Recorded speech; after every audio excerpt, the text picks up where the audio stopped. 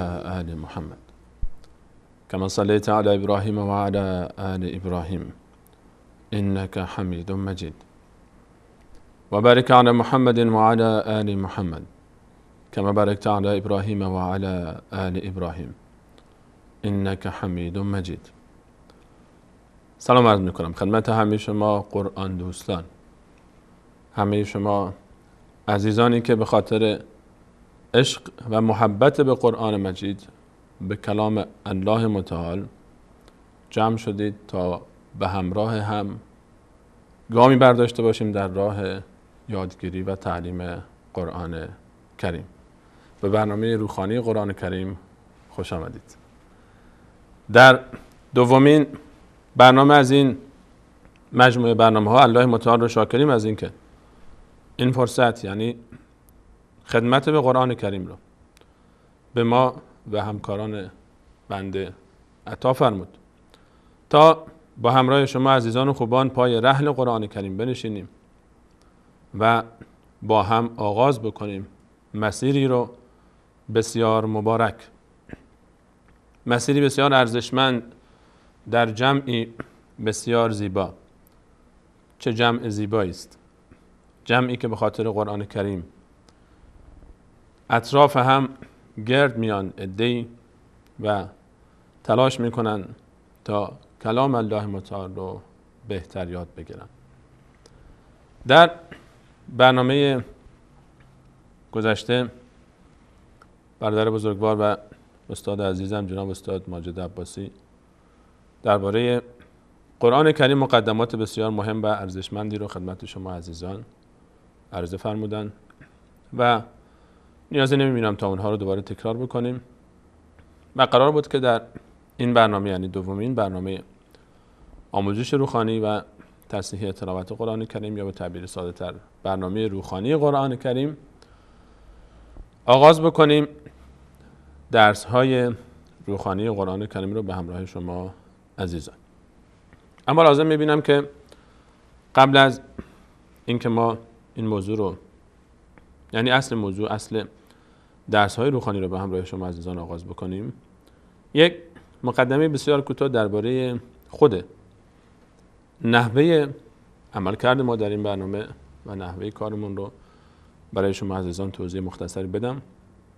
همون گونه که از اسم برنامه مشخص است، این برنامه یک کلاس آموزش روحانی قرآن کریم هست و به هر حال انتظار و توقع ما از این برنامه و چشم داشت ما از این برنامه این هست که به امید الله متعال و با یاری و همکاری شما عزیزان ما ان شاء الله شروع بکنیم از قواعد اولیه روحانی قرآن کریم، یعنی از الفبای اولیه قرآن کریم ان شاء الله، و به تعلیم روحانی قرآن کریم میپردازیم در جلسات اول ان شاء الله تا حداقل 10 برنامه. ما ان شاء الله فقط درباره قواعد روحانی قرآن و مثالها و نمونه‌ها و تمرین‌های در این باب خواهیم داشت و از پرداختن به مسائل تجوید و مسائلی که به مخارج حروف مرتبط میشه ما به خاطر اولویت بندی در کار ما پرهیز میکنیم. طبیعتاً مسئله آموزش روحانی قرآن کریم مراحل مختلفی داره که ما از ابتدا آغاز میکنیم و نمیتونیم در یک برنامه یا 2 برنامه یا چند برنامه اولیه تمام موارد رو ما شروع بکنیم به همراه هم پیگیری بکنیم و یا بخوایم در یک برنامه یا چند برنامه اولیه ما همه موارد رو تدریس بکنیم و با همراه شما عزیزان تمرین داشته باشیم. مجال برنامه اجازه نمیده و اصلا کلا وقتی که ما صحبت میکنیم از آموزش روحانی، انتظار ما هم از این برنامه همین است که ما از اول شروع بکنیم. با این پیش‌فرض گفتیم، قبلا هم اشاره کردم خدمت شما عزیزان، ما این برنامه رو با این پیش‌فرض آغاز میکنیم که عزیزانی که مخاطب این برنامه هستن روحانی فارسی رو بلد هستن، یعنی میتونن فارسی بخونن و فارسی رو راحت میتونن که به هر حال حالا حداقل بخونن، حالا اگر نوشتن هم شاید زیاد دقیق 100% نتونن در امتحان املا موفق باشن، اما حداقل روحانی فارسی رو بلد باشن. و ما بعد با این پیش‌فرض برنامه رو آغاز میکنیم و درسمون رو از اینجا آغاز میکنیم و اون الفبایی رو که نیاز هست در ابتدای روحانی قرآن کریم عزیزان مد نظر داشته باشن، ان شاءالله به همراه شما مرور خواهیم کرد و در هر برنامه درس هایی خواهیم داشت، یا یک درس یا 2 درس نهایتاً، و تمرین هایی رو در قالب همون درسی که مطرح میشه به همراه شما عزیزان داریم. و در قسمت دوم هر برنامه هم انشاءالله تماس‌های شما عزیزان رو خواهیم داشت و تماس‌ها هم منحصر میشه به موضوع برنامه. یعنی ما در همون درسی که دادیم انشاءالله یک بخشی از تماس‌ها عزیزانی که تماس میگیرن درباره همون درسی که داده شده و تمریناتی که انشاءالله پخش خواهد شد و به همراه شما عزیزان خواهیم رفت، در همون تمرینات با ما مشارکت میکنن. و عزیزانی که روحانی بلد هستن، یک مرحله جلوتر هستن، در بخش تصحیح تلاوت هم سوره های معینی رو که ما مشخص میکنیم برای شما عزیزان به خاطر نظم در کار انشاءالله همون سوره ها رو تلاوت خواهند کرد.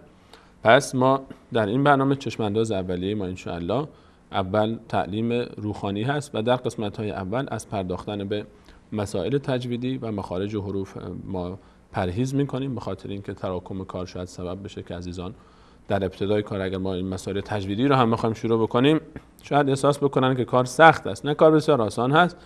اما این قول رو از شما عزیزان میگیرم که ما رو همراهی بکنید در این برنامه انشاءالله، در برنامه آموزش روحانی قرآن کریم، و بیاری الله متعال این اطمینان رو به شما عزیزان خواهم داد بر اساس تجربه‌ای که در این کار داشتیم به همراه عزیزانی که ما بودن در سالهای گذشته در این باب، که انشاءالله اگر ما رو همراهی بکنید در این مسیر با امید الله متعال در کمتر از 15 برنامه، یعنی بعد از 10-12 برنامه انشاءالله من به این امیدوارم که هر گوشه از کلام الله مجید رو که باز بکنید برای روحانی و قرآن کریم انشاءالله دچار مشکل نخواهید شد. یعنی حداقل اینه که میدونید که چطور بخونید.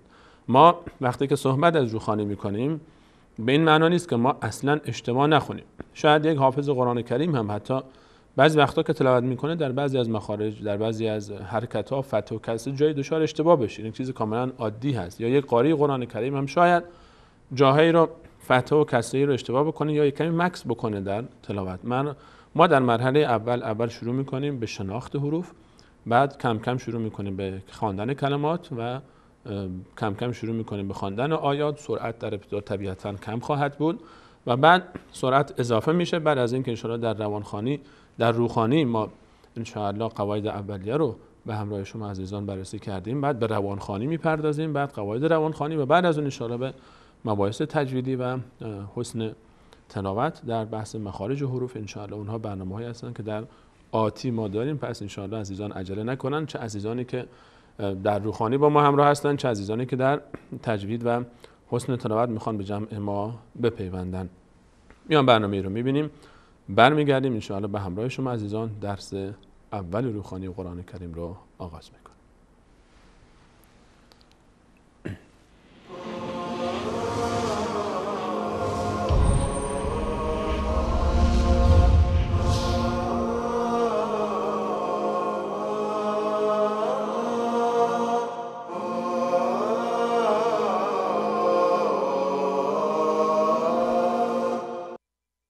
هدي الحبيب يقودني وبنوره تصفو الحياة سار في درب النبي. رسول الله صلی الله علیه و سلم فرمودند خانه های خود را قبرستان قرار ندهید، همانا شیطان از خانه‌ای که در آن سوره بقره خوانده شود می‌گریزد.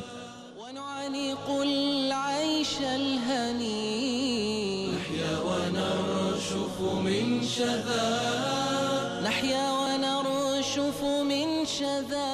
هدي الحبيب يقودني وبنوره تصفو الحياة سار في درب النبي.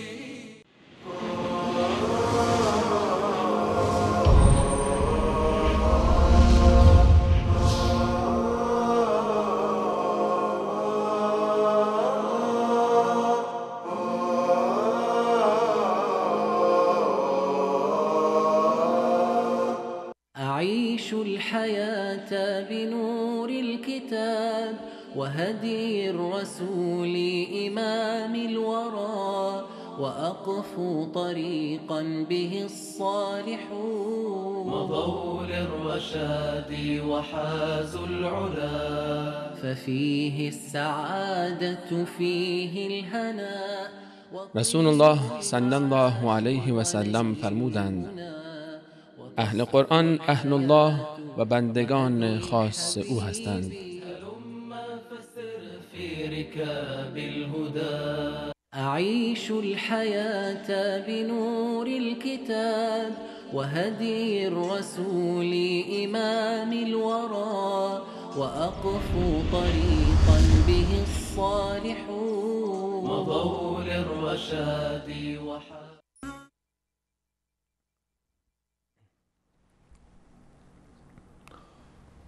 با عرض سلام مجدد خدمت همه شما بینندگان عزیز و ارجمند. اوقات بازپخش برنامه رو هم مشاهده فرمودید. انشاءالله باز بعد از برنامه هم میتونید اوقات بازپخش رو مشاهده بکنید و به هر حال در این برنامه به جز برنامه زنده که جمعه ها ساعت 4 به وقت مکه مکرمه و 4 و نیم به وقت تهران و ساعت 5 و نیم به وقت کابل پخش میشه و ساعت 6 به وقت دوشنبه و اسلام آباد، در روزهایی که مشاهده کردید روز یک شنبه و در روز دوشنبه و روز پنجشنبه هم میتونید در ساعت‌های مختلف این برنامه رو بازپخشش رو مشاهده بفرمایید.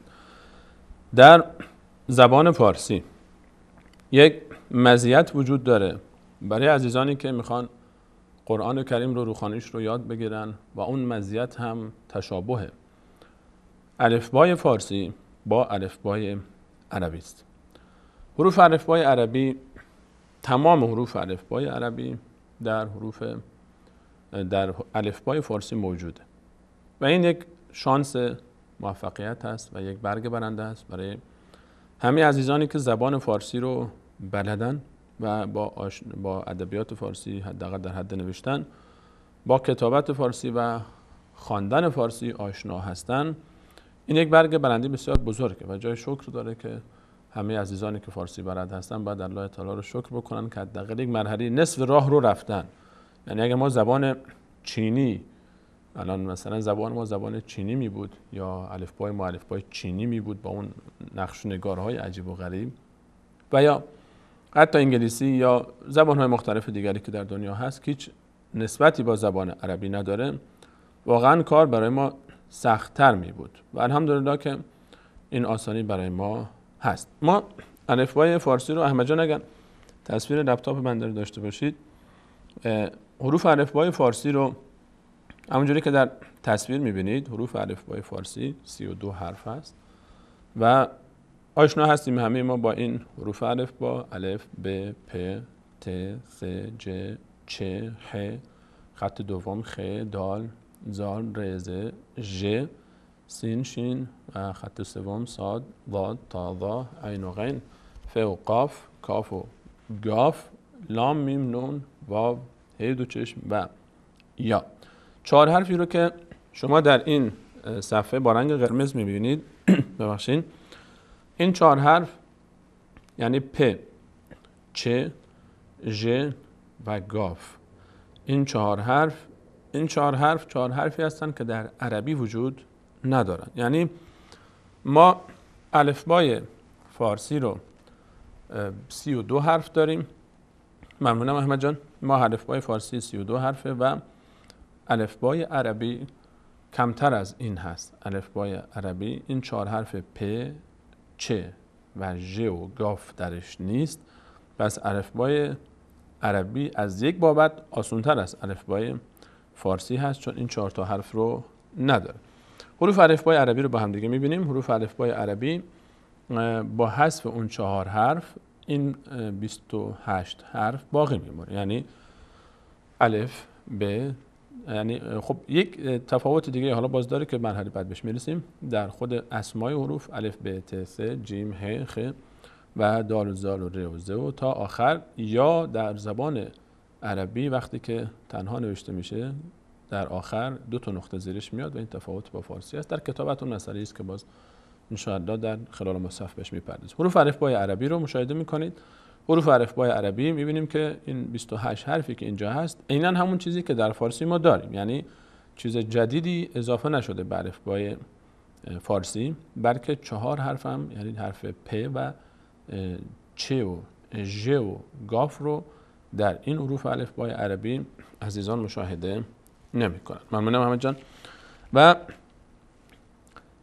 البته یک نکته دیگه که باید مد نظر ما باشه، پس حروف الفبای فارسی 32 حرف بود، حروف الفبای عربی 4 تا کمتر از حروف الفبای فارسی هست و اون 4 حرف پ و چ و ژ و گاف. یا سر هم می‌نویسن، بعضی میگن گچ پژ، به خاطر اینکه بیشتر در ذهن بمونه گچ پژ. این 4 حرف گ و چ و پ و ژ اضافه هستن. در الفبای فارسی ما برای هر کدوم از این حروف یک اسمی داریم. مثلا میگیم الف، ب، ت، ث، جیم، ه، خ، دال، زال و به این شکل ما پیش میریم. برای هر حرفی یک اسمی داریم. هر حرفی یک اسمی داره. اسم حرف متفاوت با تلفظ حرف. ما میگیم الف، اما وقتی که میخوایم بخونیم الف نمیخونیم دیگه، فقط ا میخونیم مثلا، یا آ میخونیم، یا ای با توجه به حرکتی که داره. و به جیم رو مثلا ما جیم رو وقتی میخوایم بخونیم، مثلا کلمه جدا، مثلا حرف کلمه جدا رو یک جیم داره، یک دال داره، یک الف داره. ما این رو وقتی میخوایم بخونیم میگیم جدا، نمیایم بگیم جیم دال الف. اما در عربی و علل خصوص در ادبیات قرآنی، در مصحف، بعضی وقتها بعضی از حروف با اسمشون خونده میشن، با همون اسمی که دارن ما به اسم حروف مقطعه میشناسیم، مانند الف، لام، میم در ابتدای سوره مبارکه بقره. و این میطلبه که ما اسم حروف رو در عربی هم یاد بگیریم. اسم حروف عربی. ما این تصویر رو اگر با هم ببینیم، در این تصویر بینندگان عزیز ما حروف الفبای عربی رو داریم. حروف الفبای عربی رو به همراه شما داریم که هر کدوم خط اول که با رنگ مشکی نوشته شده حروف خود حروف هستن.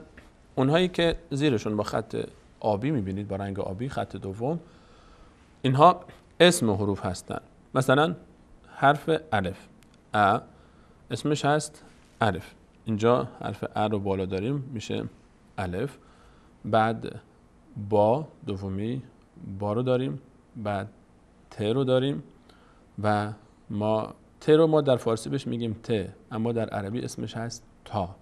ببینید الف، با، تا، سا، جیم، ها، خا، دال، ذال. این خط اوله. پس ممنون احمد جان.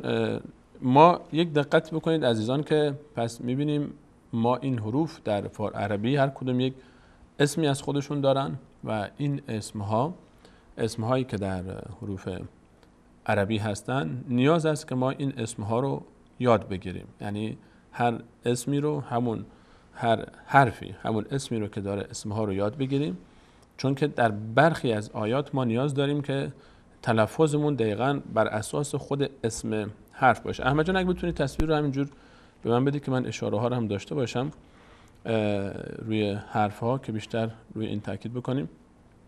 یک بار دیگه این صفحه رو با هم دیگه میبینیم.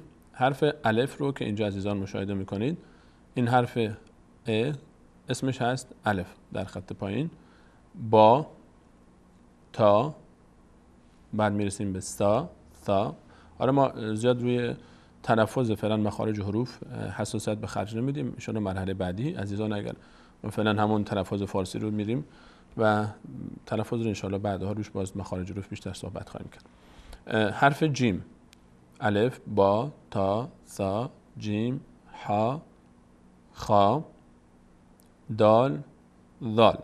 اینجا تو این خط اول فقط با و تا و سا و ها و خا فرق میکنه. یعنی ما تو فارسی هم همینا رو با همین اسم میشناسیم، ولی خب ب رو ما میگیم ب، با نمیگیم بهش. ت رو ما میگیم ت، تا نمیگیم. س رو س میگیم، مثلا ح رو ه میگیم، خ رو خ میگیم، ولی در عربی اینها یک الف با آخرش اضافه میشه خا. بریم خط دوم. را ما در فارسی بهش میگیم ر، در عربی را تلفظ میشه. و زا یا زای هم میگن، زا رو زای هم میگن بهش، زای و یا زا. سین در فارسی هم همون سین هست در عربی. در شین ما در فارسی هم شین اسمش رو شین میگذاریم. صاد در فارسی هم همین اسم رو داره. ضاد در فارسی هم همین رو داره. تا وا هم در فارسی همین اسم رو برش استفاده میکنیم و عین و غین هم که همین اسم دارن. پس خط دوم رو دوباره با هم میخونیم: را، ذا یا زای، سین، شین، صاد، ضاد، تا، وا، عین، غین. اینها اسمهای حروف هستند و در خط آخر هم فا، بازم مثل ب و ت و ث که ما ف میگفتیم یک الف اضافه میشه بهش، و قاف در فارسی هم ما قاف میخونیم. کاف رو هم همون کافه، لام هم همون تلفظ فارسیش هست، میم هم و نون هم همون عین اسم فارسی رو داره و ها یک الف اضافه میشه و یا که در فارسی ما یه میگیم اینجا یک الف اضافه میشه. پس ممنون احمد جان. ما زیاد تفاوتی در بحث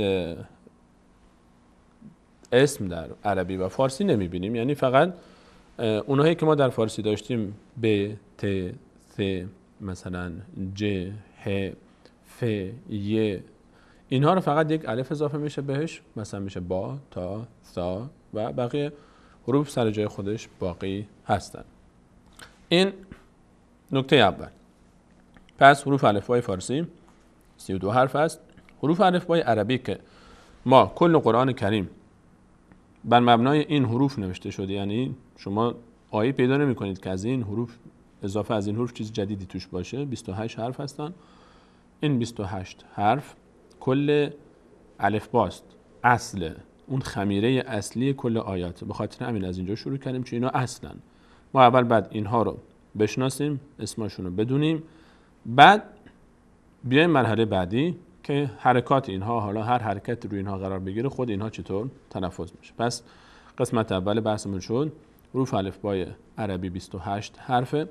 4 حرف کمتر داره از حروف الفبای فارسی و همون 4 حرف پ و چ و ژ و گ هستن یا همون گچ پژ. این تعبیر عجیب و غریبیه اما خب تو ذهن میمونه.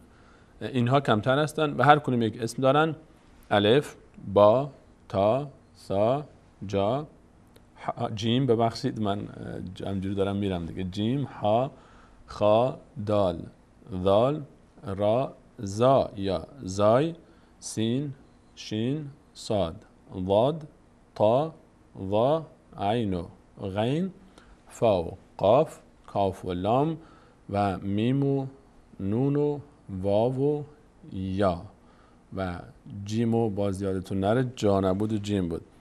این حروف، اینها اسمهای حروف الفبای عربی هستن. خب یک فرقی که فرق اولی که الفبای عربی، کتابت عربی با فارسی داره اینه که کمتر. خب این یک مزیت. اما یک نقطه دیگه داره که کارو سخت کرده. اون کارو سخت کرده و تفاوت متن عربی، متن نوشته شده عربی با متن فارسی، علل خصوص مصحف، چون ما در متن‌های عربی عامیانه زیاد نمی‌بینیم حرکات روش گذاشته بشه الا ماشاءالله، اما در مصحف تمام حرف‌ها یک حرکتی داره یا به هر حال خالی از حرکت است که قواعد خاص خودش رو داره. وجود این حرکت روی حروف، هر صفحه از مصحف رو شما باز بکنید می‌بینید که روی هر حرف یک حرکتی هست، یا زیرش یا روش یک حرکتی هست که این حرکت ها باید اول ما اینها رو یاد بگیریم، ببینیم این حرکت ها به چه معناست و چه موقع چطور خونده میشه. اولین حرکتی که ما ان شاء الله در برنامه امروز به همراه شما عزیزان تمرین خواهیم کرد حرکت فتحه است. حرکت فتحه، این تصویر رو با هم ببینیم. حرکت فتحه یا زبر هم بهش میگن، همون زیر و زبر کردن، در فارسی میگیم زیر و زبر شد. این زبر یعنی اون چیزی که بالا قرار میگیره. این حرکت فتحه است، اون خط سرخ پایین نشانه حرفه. این حرکتی است که همیشه بالای یک حرف قرار میگیره. حالا شاید به خاطر زیبایی نوشته گهگداری طولش بلندتر بشه یا کوچکتر نوشته بشه. حرکت فتحه یا زبر و به هر حال یا حرکت هر حرکتی که اسمش رو شما بگذارید در جاهای مختلف اسمای مختلف داره و فتحه به معنای باز شدن هست. فتحه از فتح گرفته میشه، مثلا ما وقتی که میگن یک جایی رو باز کردن، منطقی فتح شد، یعنی باز شد درهای اون به روی کسانی که به سمت اون منطقه رفته بودن. و مثلا خود کلمه افتح الباب در عربی زیاد استفاده میشه برای کسی که بخوان در رو بگن باز کن، میگن افتح، یعنی بازش کن. به خاطر این حرکت فتح گفته میشه که در هنگام تلفظ حرفی که این حرکت روی اون قرار میگیره، دهان به سمت بالا باز میشه. مثلا به عنوان مثال این حرف اگر روی الف قرار بگیره میشه دهان به سمت بالا باز میشه، یعنی به سمت عمودی، به صورت عمودی دهان، قسمت دند بالای فک و قسمت پایینی فک به صورت عمودی از هم دور میشن و دهان به سمت بالا باز میشه و به اصطلاح افتتاح صورت میگیره و حرکت فتحه آغاز میشه، مخرجش و از دهان خارج میشه. پس یک بار دیگه ببینیم این حرکت رو. حرکت فتحه یا زبر، این حرکت اولین حرکتی است که ما باید روش دقت بکنیم.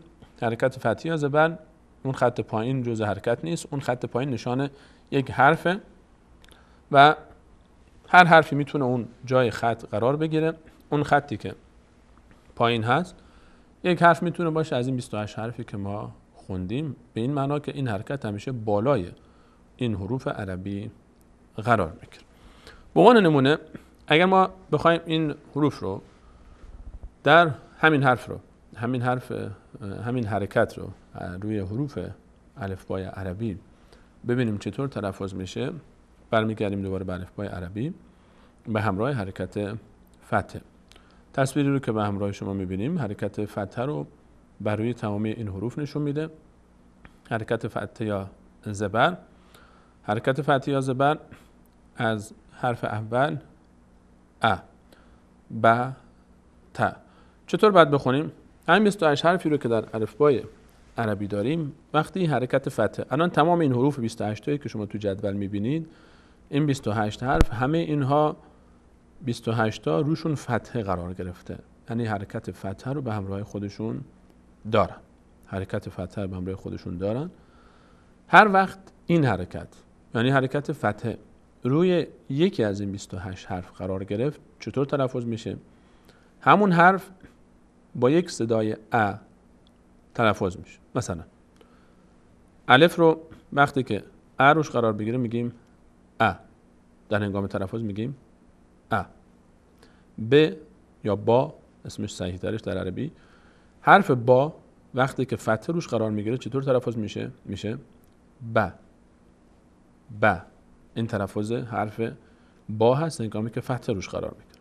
حرف تا به همین شکل ت و حرف بعدی ث. این تلفظ حرکت ثا هست و جیم همینطور ج. وقتی که جیم روش فتحه قرار میگیره میشه ج. شما هم به همراه من تکرار بکنید اون حروف رو، عزیزانی که با ما هستن در تمرین. جیم وقتی که روش فتحه قرار میگیره میشه ج. حالا چطور در کلمه خونده میشه بهش میرسیم ان شاء الله. تمرینات بعدی ما در همین حرف هست. حرف ه همینطور، حرف ه رو داریم. حرف ه وقتی که روش فتحه قرار میگیره میشه ح. حرف بعدی خ. دال با فتحه میشه خط دوم اولین حرف. حرف بعدی ذال وقتی که روش فتحه قرار میگیره این گونه تلفظ میشه ذ. حرف را میشه را. حرف زا یا زای به همراه فتحه میشه ز. زیاد نباید کشیده بشه، چون اگر زیاد کشیده بشه باز حالت مد پیدا میکنه در تمام این حروف. حرف بعدی سین به همراه فتحه این گونه تلفظ میشه س. حرف شین به همراه فتحه این گونه تلفظ میشه ش. حرف صاد به همراه فتحه میشه ص. حرف ضاد خط سوم، حرف ضاد به همراه فتحه میشه ض ض. حرف تا به همراه فتح میشه طا طا. و همینطور ادامه پیدا میکنه حرف ضا، باز به همراه فتح میشه ض ض. عین به همراه فتح میشه ع ع. و حرف غین به همراه فتح میشه غ غ. حرف فا به همراه فتح میشه ف ف. حرف قاف به همراه فتح میشه ق ق. حرف کاف خط چهارم به همراه فتح این گونه تلفظ میشه ک ک.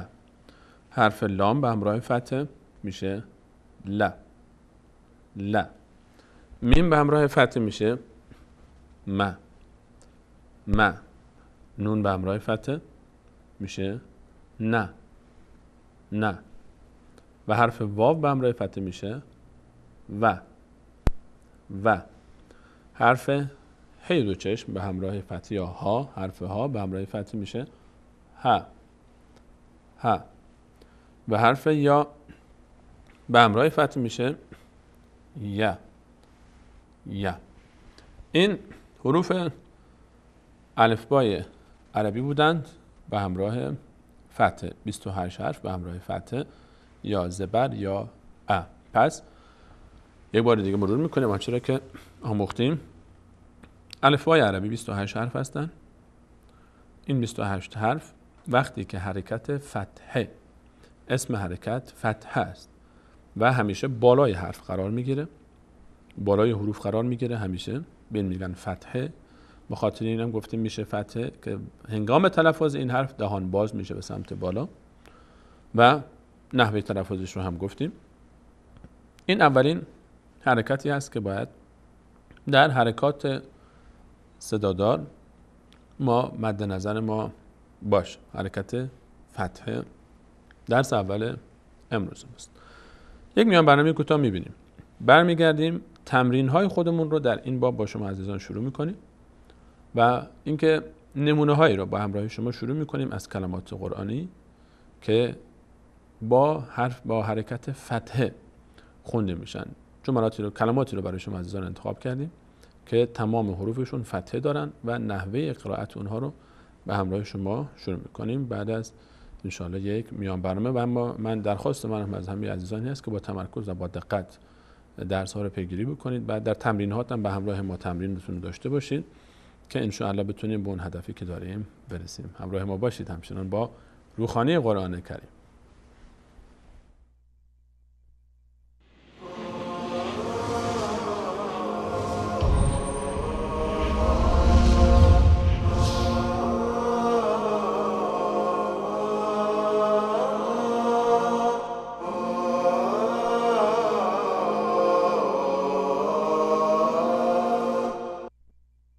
هدي الحبيب يقودني وبنوره تصفو الحياة. قد سار في درب النبي صحب وأشراف تقى.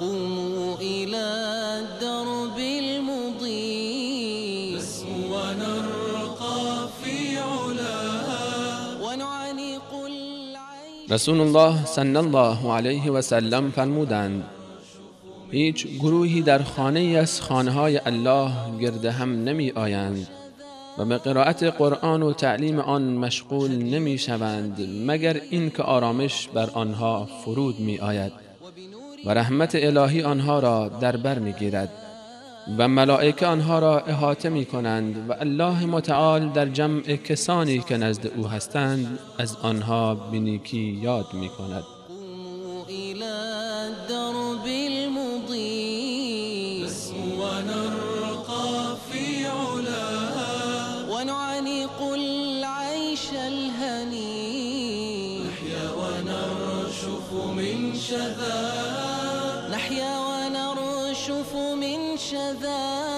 هدي الحبيب يقودني وبنوره تصفو الحياة.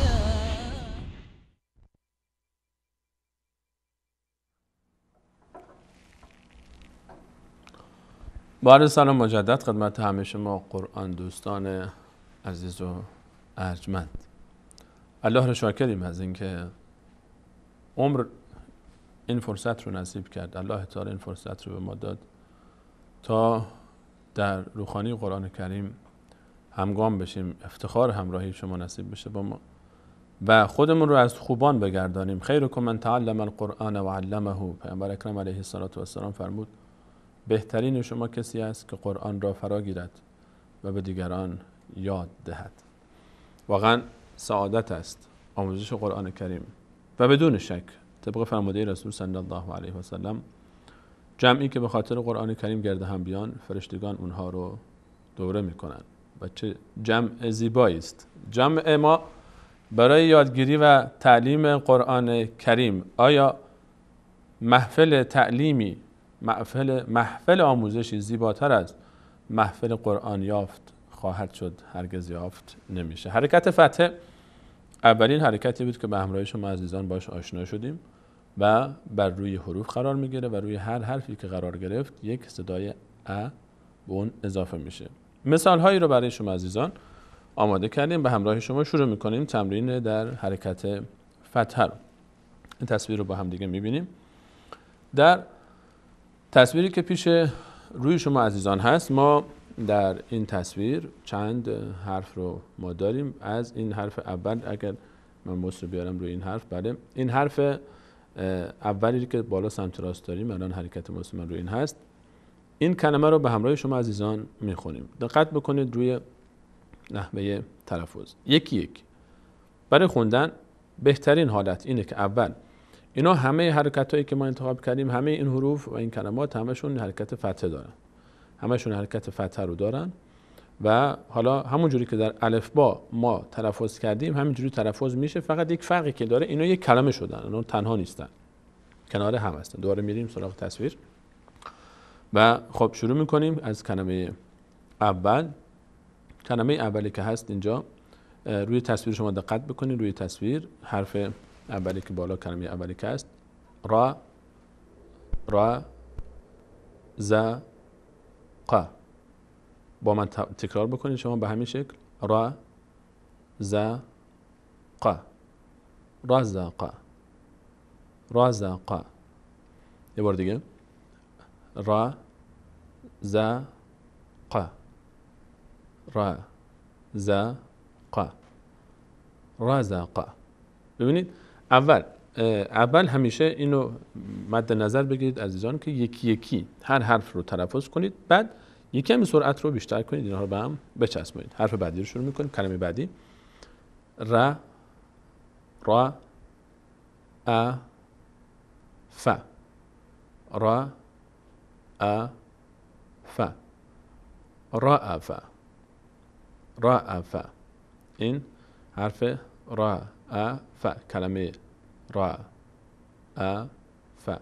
رأف، رأف. بعدی را، ا، س. را، ا، س.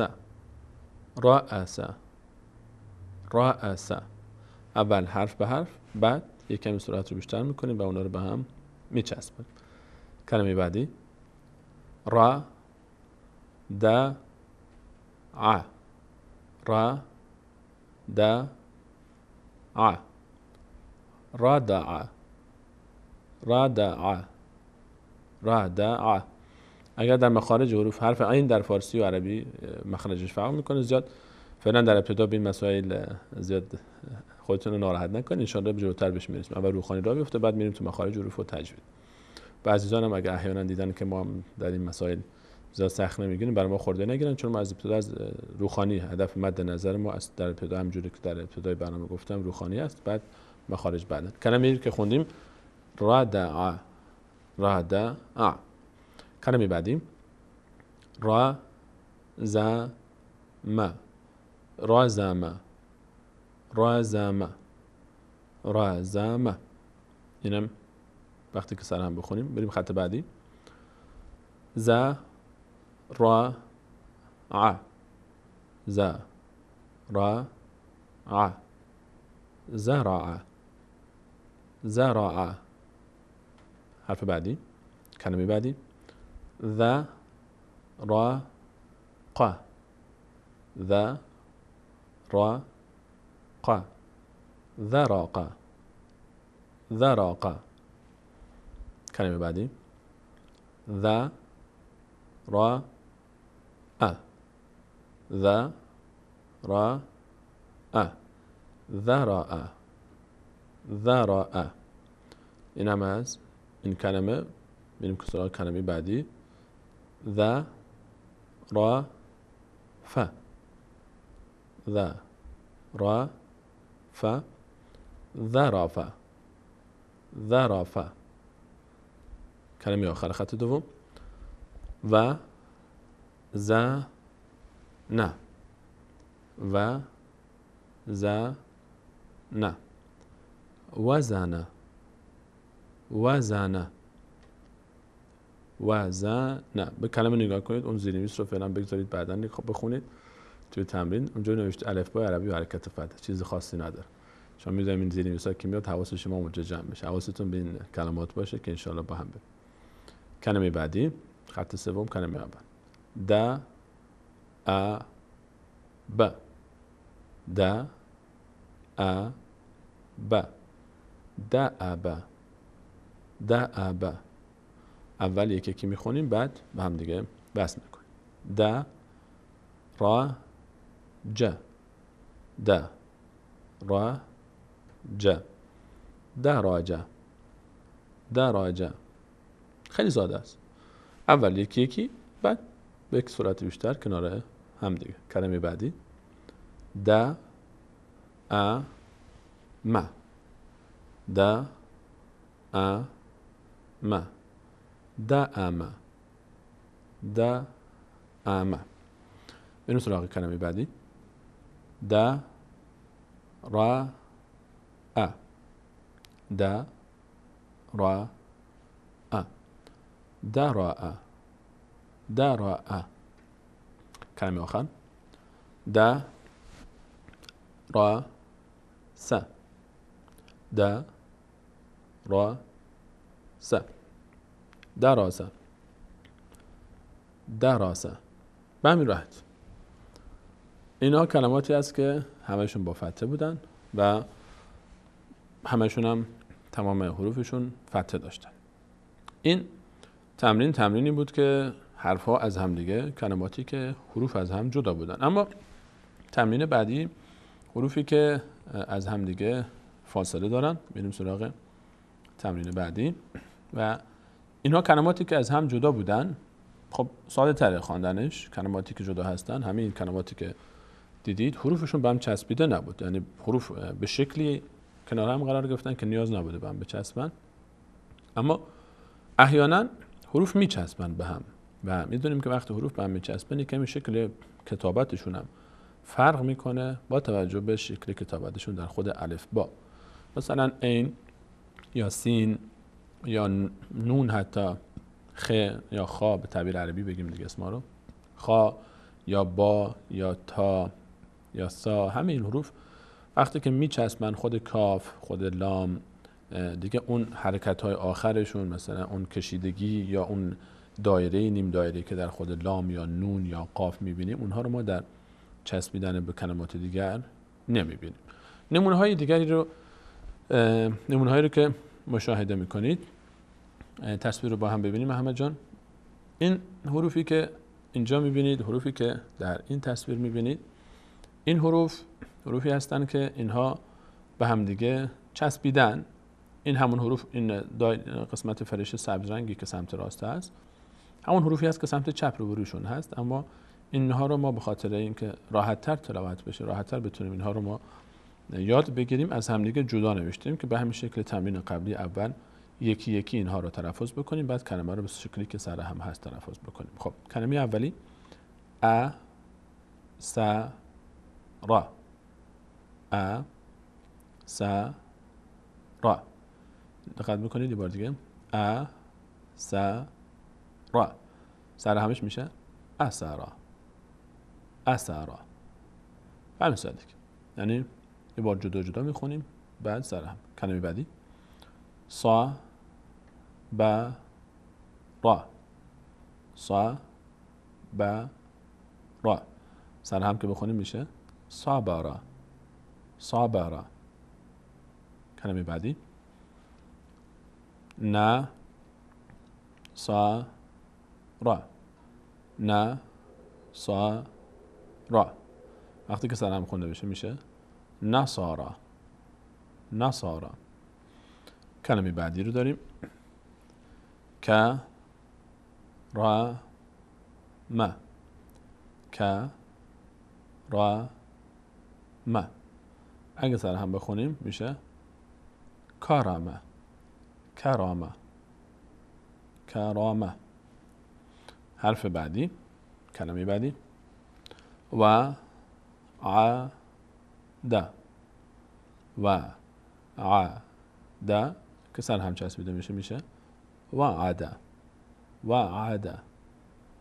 این یک نمونه تمرین از تمرین هایی بود که به همراه شما عزیزان داشتیم و فرق نمیکنه، یعنی کلمات چه به هم چسبیده باشه چه هم جدا باشه، فقط کافیه که ما این کلمات رو یکی یکی از هم دیگه تفکیک بکنیم اول، بعد کنار هم بچسبونیم. این کلماتی که ما استفاده میکنیم همش همون درس امروزمونه که درش فتحه استفاده شده، یعنی همه حروف بلا استثنا با فتحه هستن. یک تمرین دیگه هم داشته باشیم در همین کلماتی که به هم چسبیده هستن. تصویر بعدی رو میبینیم. غ ف را غ ف را. وقتی که سر هم بخونیم میشه غفر غفر غ ف را. سر هم بخونیم میشه غفر غفر. کلمه بعدی و ق ع. این عین ما یکم این فتحش چسبیده به کله عین، این رو شما برام خورده نگیرید که این بالاتر بعد می‌نوشته.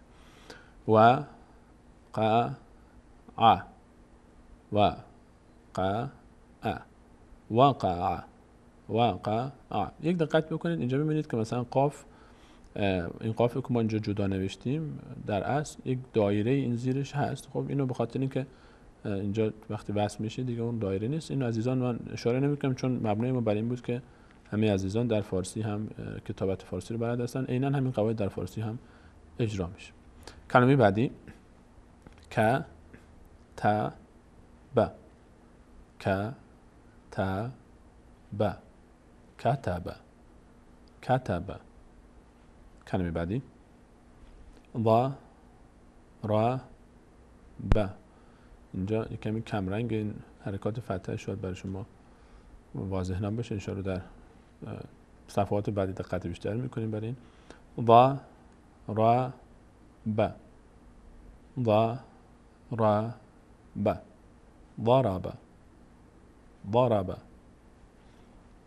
کلمه بعدی ب ع ث ب ع ث بعث بعث بعث.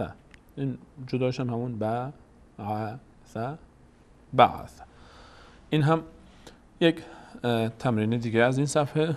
یک تمرین دیگه هم با همراه شما داشته باشیم در همین کلماتی که به هم دیگه چسبیده هستن و چند تمرین دیگه هم داریم. بعد انشاءالله به همین قدر اکتفا میکنیم و باز با شما عزیزان همچنان تمرین در این باب ادامه میدیم. این دفعه صدای شما رو میشنویم.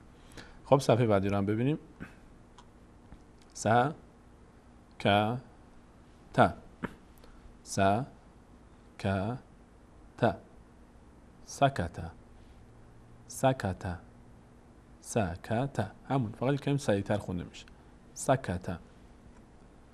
کلمه بعدی و ه ب و ه ب وهب وهب وهب وهب.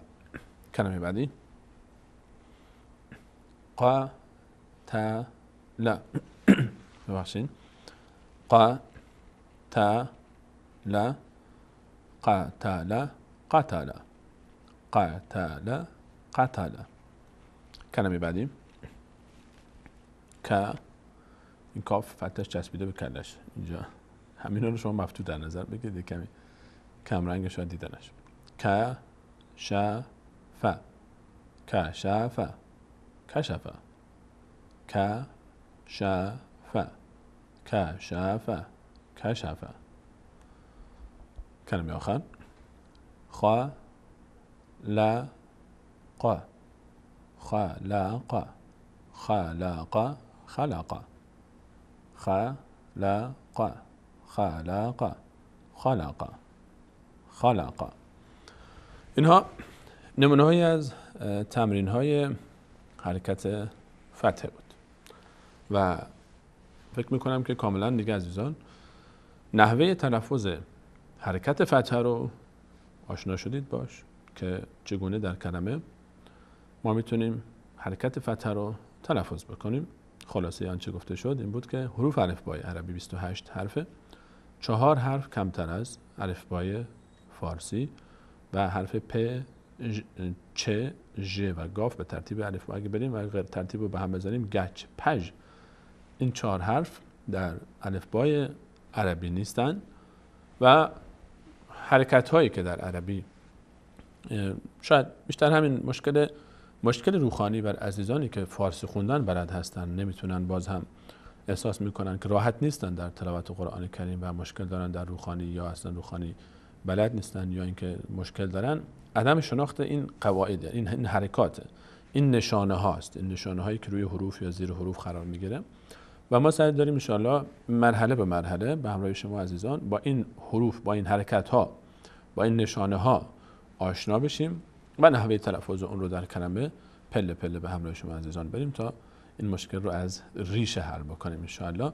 و حرکت فتحه رو گفتیم که اولین حرکتی که در درس روحانی قرآن کریم به همراه شما عزیزان یاد گرفتیم حرکت فتحه حرکتی است که بر روی حروف قرار میگیره. به شکلش هم دیدیم که یک حرکت فلش کجی هست که روی حروف قرار میگیره، این حرکت اسمش فتحه است. یا در بزرگاه و مادر بزرگای ما بزرگترها میگفتن زبر یا بعضی زبر میگن، اصلش زبر باید باشه، زیر و زبر کردن یا زبر. به هر حال زبر یا فتحه این حرکتی هست که روی هر حرفی قرار میگیره، دهان به سمت بالا باز میشه به صورت عمودی، دهان باز میشه و حرکت ا تلفظ میشه، اضافه میشه به خود اسم حرف. و در کلمه هم برای خواندن کافی است که کلمات رو یکی یکی به هم دیگه تلفظ بکنیم تا بتونیم که اون حرف رو به همراه شما عزیزان ما راحت مخارجش رو هم بعداً اشاره یاد بگیریم. نمونه هایی رو که به همراه شما عزیزان گفتیم به همین سادگی کلماتی که بود به همراه شما عزیزان خواندیم و یک میان برنامه میبینیم. برمیگردیم ان شاء الله در خدمت شما عزیزان خواهیم بود با تلفن های شما. در تلفن ها من خواهش بنده از شما عزیزان این هست که ما در تلفن ها دو تا یکی از این دو راه رو یکی رو انتخاب بکنید. عزیزانی که دوست دارن در تمرین درس امروز یعنی فتحه با ما شریک بشن تماس بگیرن و بنده کلماتی رو روی تصویر صفحه برای شما روی مانیتور نشان میدم و روی تلویزیونتون میتونید کلمات رو مشاهده بکنید و از شما میخوام که این کلمه رو بخونید و این کلمه همون کلماتی است که شبیه همین چیز تمرینی که ما داشتیم الان و همشون هم بر اساس کلماتی انتخاب شدن که حروف فتحه دارن، حروفشون حرکت فتحه داره و همشون با فتحه تشکیل شدن. یا انتخاب بکنید که تمرین رو من از شما بپرسم، در این برنامه من از شما میپرسم، فعلا شما سوالاتون رو بگذارید برای آینده و فقط من سوال میکنم، یا انتخاب بکنید یا اینکه من تمرین رو نشون بدم شما کلمه‌ای رو که من بهتون نشون میدم بخونید و ببینیم که چطور تلفظ میکنید حرکت فتحه رو تا مطمئن بشیم که فتحه رو عزیزان یاد گرفتن. و یا عزیزانی که دوست دارن در تصحیح تلاوت شرکت بکنن فقط در تلاوت سوره مبارکه حمد. ما در این برنامه فقط تلاوت سوره مبارکه حمد رو شروع میکنیم. عزیزان میتونن هر دو رو هم داشته باشن، هیچ مشکلی نیست. سوره مبارکه حمد رو عزیزانی که تماس میگیرن فقط یا سوره مبارکه حمد رو میخونن و یا اینکه از تمریناتی که ما داشتیم اگر دوست داشتن در تمرین شرکت بکنن تمرین رو کلمات رو به اونها نشون میدیم و برای ما اون کلمات رو بخونن همینجوری که ما در تمرین خودمون به همراه شما داشتیم. و از هر گونه تماس غیر این دو مورد بنده رو معذور بدارید، اینجا کلاس روحانی قرآن کریم هست و در یک کلاس وقتی که انسان وارد یک فضای کلاس میشه بعد حداقل محتوای کلاس رو مد نظر قرار بده و هیچ وقت در کلاس مثلا کسی در کلاس تاریخ نمیره سوالهای فیزیک یا شیمی یا همون کیمیا بپرسه و این اصلا کلا عاقلانه نیست این کار. و من به خاطر احترام به قرآن کریم از همه عزیزان خواهش میکنم و تقاضامندم که فقط این موارد رو دقت بکنید. عزیزانی که تماس میگیرن یا سوره مبارکه حمد رو شروع میکنن به خواندن و ما در سوره مبارکه حمد ببینیم که تلاوتشون چگونه هست و بیشتر تاکید ما روی روحانی و روانخوانی هست و برخی از تلفظهای تجویدی بسیار در مراحل اولیش و یا تمرین حرکت فتح. بعد از میان برنامه در خدمت شما عزیزان خواهیم بود. با صدای گرم شما همراه ما باشید.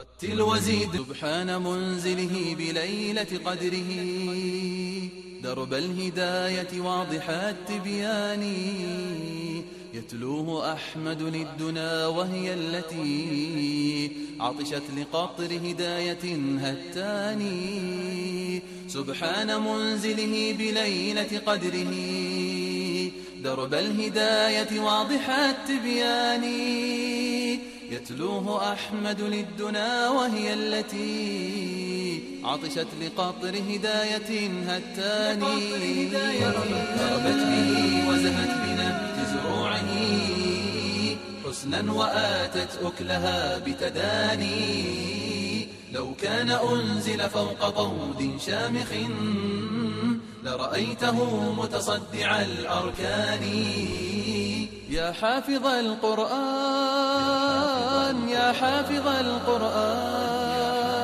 يا حافظ القرآن يا حافظ القرآن يا حافظ القرآن فارفع قدره واصل خطاك على هدى القرآن هونا فسير في الأرض لا تعجل بها ما أنت للتقصير والهذيان كن من عباد للمهيمن طالما باتوا قياما دامع الأجفان يدعون ربهم ليصرف عنهم مرأى جهنم ألسن النيران يا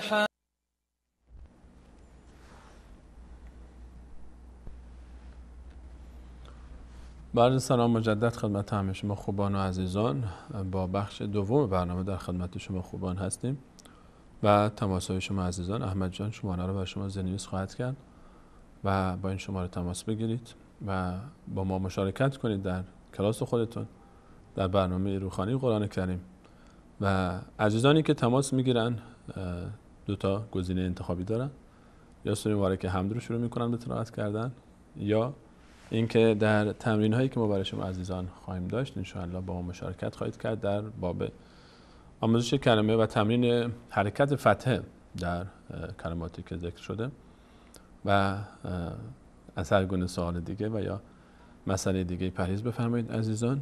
و در این باب انشاءالله در خدمت شما عزیزان خواهیم بود و میتونید هر دو طور هم انتخاب بکنید، یعنی که هم بحث خود موضوع تلاوت سوره حمد داشته باشید، همین که در تمرین هایی که هستن. من تا تماس‌های شما عزیزان برقرار میشه یک روایتی از رسول صلی الله علیه و سلم و واقعا برای ما و شما جای تفکر داره و تأمل داره و تلاوت یک روایت بسیار زیبایی است که میفرماید که کسی که ماهر به قرآن است و یعنی کسی که میتونه راحت تلاوت بکنه، کسی که میتونه راحت قرآن رو بخونه، اون به همراه فرشتگان مقرب الله تعالی خواهد بود. و کسی که نمیتونه قرآن بخونه و میخونه و سختی داره براش و مشکل داره در قرآن خوندن، دو اجر داره.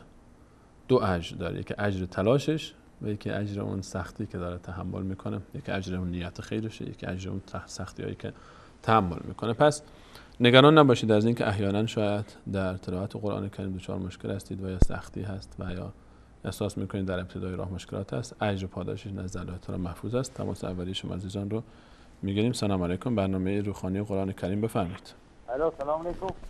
سلام بر شما بیننده عزیز. لطفاً یکم بلندتر صحبت کنید. بفرمایید.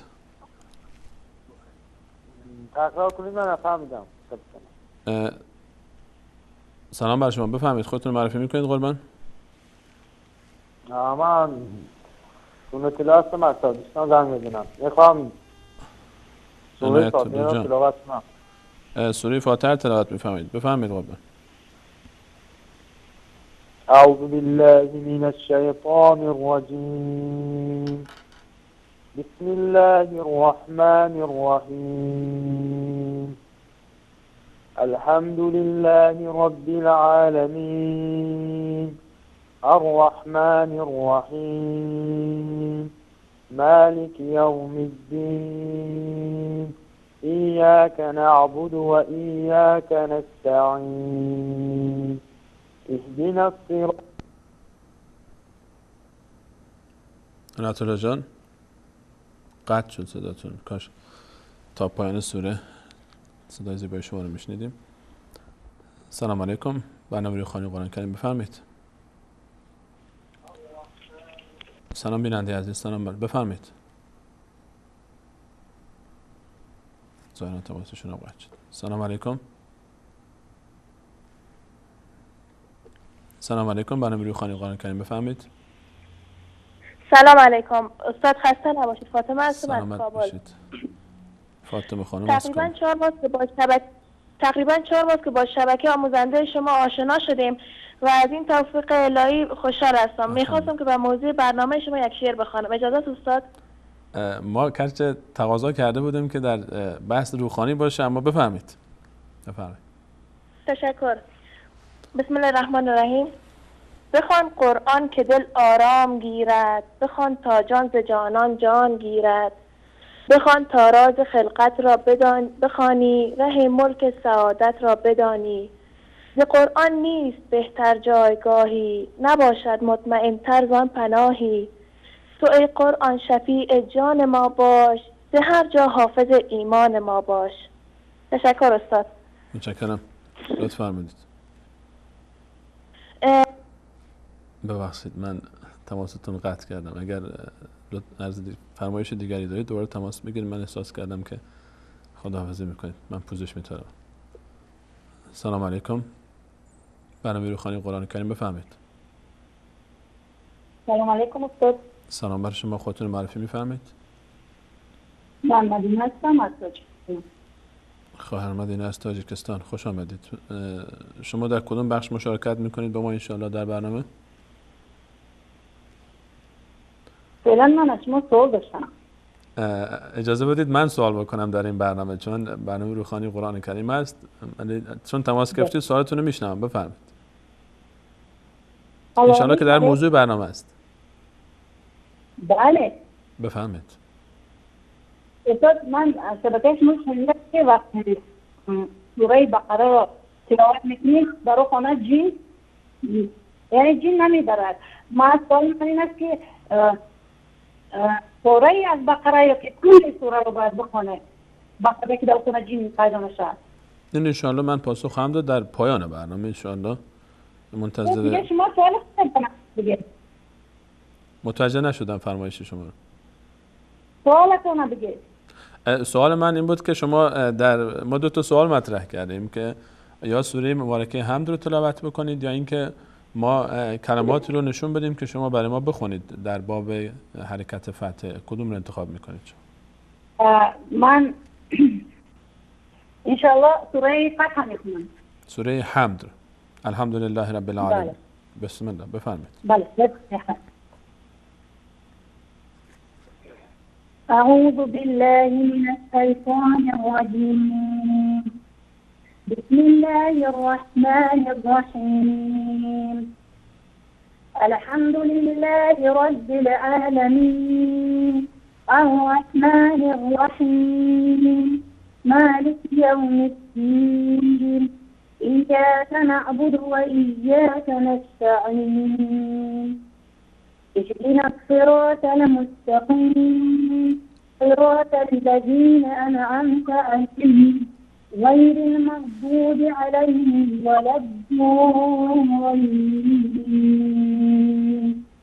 ماشاءالله ماشاءالله.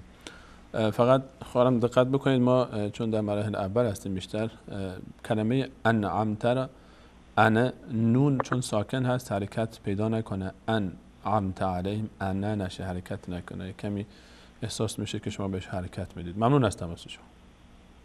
استاد ببخشید من میخونم اما اونه که گفته دوم است با مشکلی میخونم استاد، من که روان میخونم. شما انشاءالله برنامه‌های روحانی که ما داریم پیگیری بکنید. انشاءالله ما امیدواریم که در خلال 10-12 برنامه‌ای که پیش رو داریم انشاءالله مشکل به هر حال عدم سرعت شما در تلاوت و کندخوانی شما انشاءالله این مشکل برطرف بشه. ممنون استاد. متشکرم. موفق باشید. سلام علیکم. برنامه روحانی قرآن کریم بفرمایید. سلام علیکم. علیکم السلام و رحمت الله و برکاته. خودتون رو معرفی میکنید؟ سلامت باشید. بنده سوره حمد میخونم ولی یه سالی هم از شما داشتم. اگر در موضوع برنامه است لطف کنید، چون در خارج از موضوع برنامه. در مورد قرآنه.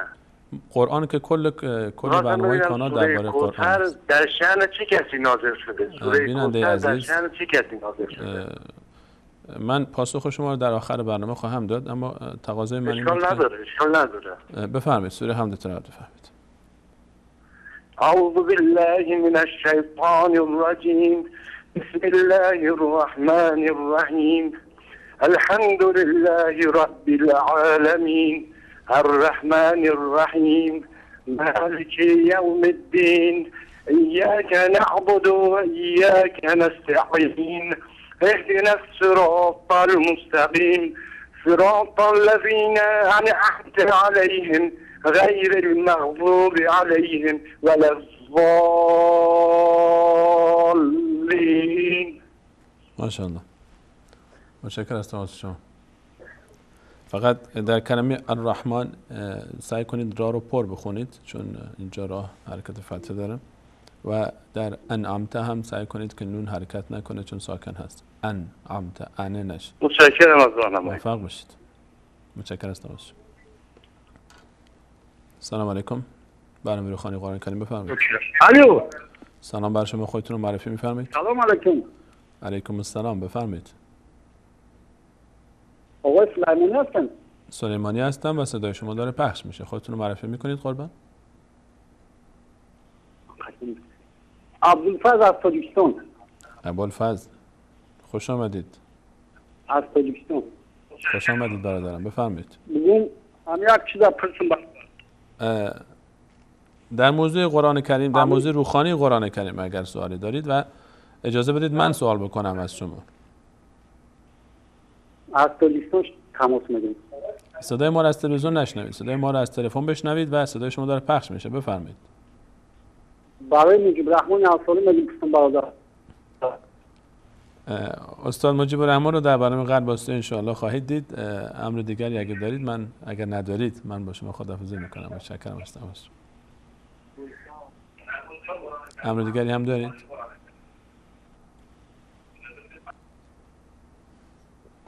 سلام علیکم. بفرمایید. سلام استاد، من فاطمه هستم از کابل. سلام بر شما. من پوزش می‌طلبم، تماستون قطع شد. بفرمایید. خواهش می‌کنم. استاد شما از من امتحان نگرفته؟ شما در بحث سوره حمد مشارکت می‌کنید با ما یا در تمرین حرکات فتح؟ هر کدام شما بخواید. من صفحه رو برای شما نشون میدم روی تصویر. انشاءالله شما از ابتدای این صفحه شروع بکنید به همون شکلی که ما تمرین داشتیم. 3 کلمه اول رو برای ما بخونید. تصویر رو احمد جان بدید روی صفحه تا خواهرمون داشته باشن. تصویر رو دارید الان شما تصویر صفحه رو؟ من الان جایی هستم که نمیتونم از تصویر تلویزیون استفاده کنم. اگر تصویر ندارید پس به همون سوره حمد اکتفا میکنیم. احمد جان برگردیم به سوره حمد اکتفا میکنیم. بفرمایید.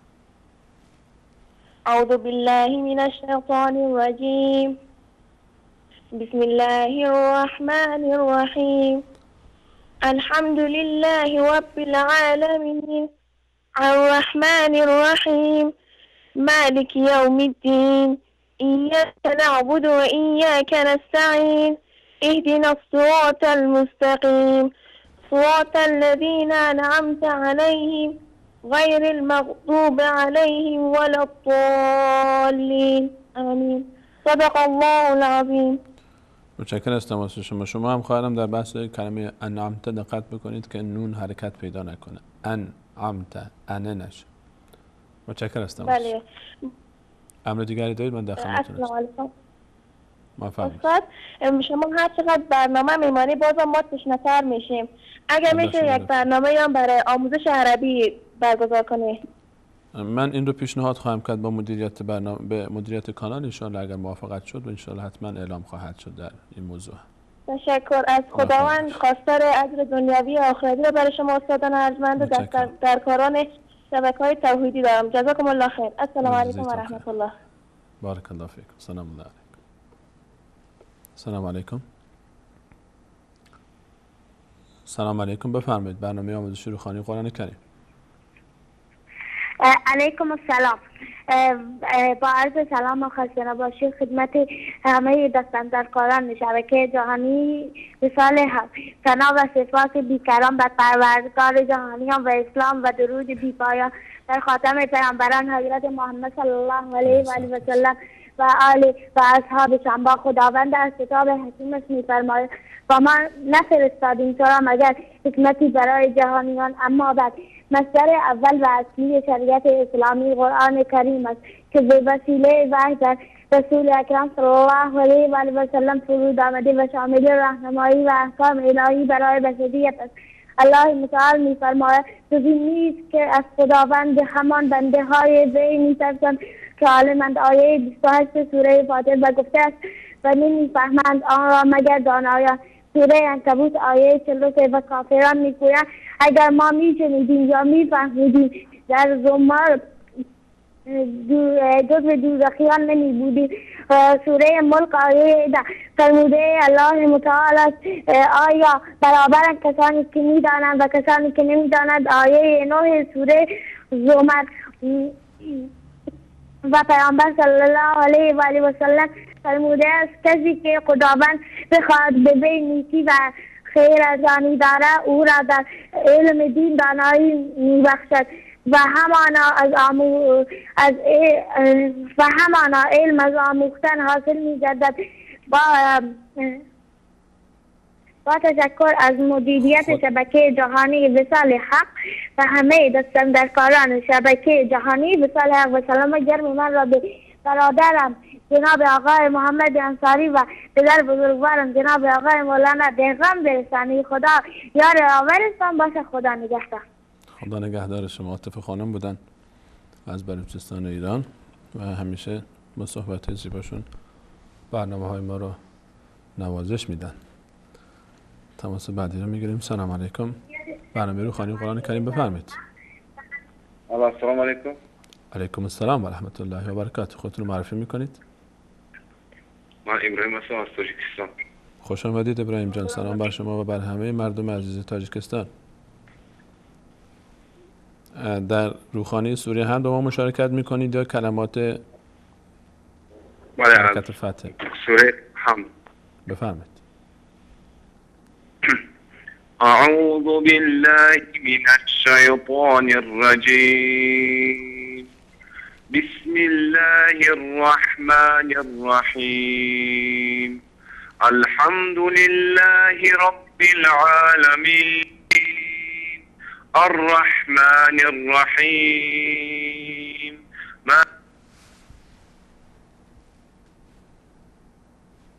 ابراهیم جان صداتون قطع شد. احمد صدایشونو دارید شما؟ احمد جان من ندارم داخل استودیو. متاسفانه صداتون قطع شد. همچنان رو خط هستید ولی صداتون رو نداریم ابراهیم جان. لطف کنید دوباره تماس بگیرید چون صداتون قطع شده است. بشه متشکرم از تماسش. سلام علیکم. روحانی قرآن کریم بفرمایید. سلام بیننده گرامی، بفرمایید. سلام علیکم. سلام، خسته نباشید. سلامت باشید. خودتون رو معرفی میکنید قربان؟ به سال حق. برنامه روحانی قرآن کریم، بفرمایید. من خدارم هستم، از هستم از گرفتم. خدارم جان از از سوره حمد رو برای ما تلاوت میکنید یا کلماتی رو پخش میکنیم از حرکت فتح؟ نه، من یه سوالی داشتم، ببخشید مزاحمتون شدم. اگر در موضوع برنامه روحانی قرآن کریم است در خدمتتون هستم، اگر نیست بنده رو معذور دارید. یک جمله کوچیکی در موضوع برنامه هم نیست، فقط زمینه بپرسم که آیا وضو گرفتن در حمام میری غسل کنی وضو بگیری بیایی بعدش برای نماز جایز است یا نه این وضو گرفتن؟ به موضوع برنامه مرتبط نیست اما اشکالی نداره. بله، هیچ اشکالی نداره در حمام و یا حتی در سرویس های بهداشتی انسان وضو بگیره برای نماز، هیچ مشکلی نداره. متشکرم از تماستون. خیلی ممنون، تشکر. خدا موفق باشید.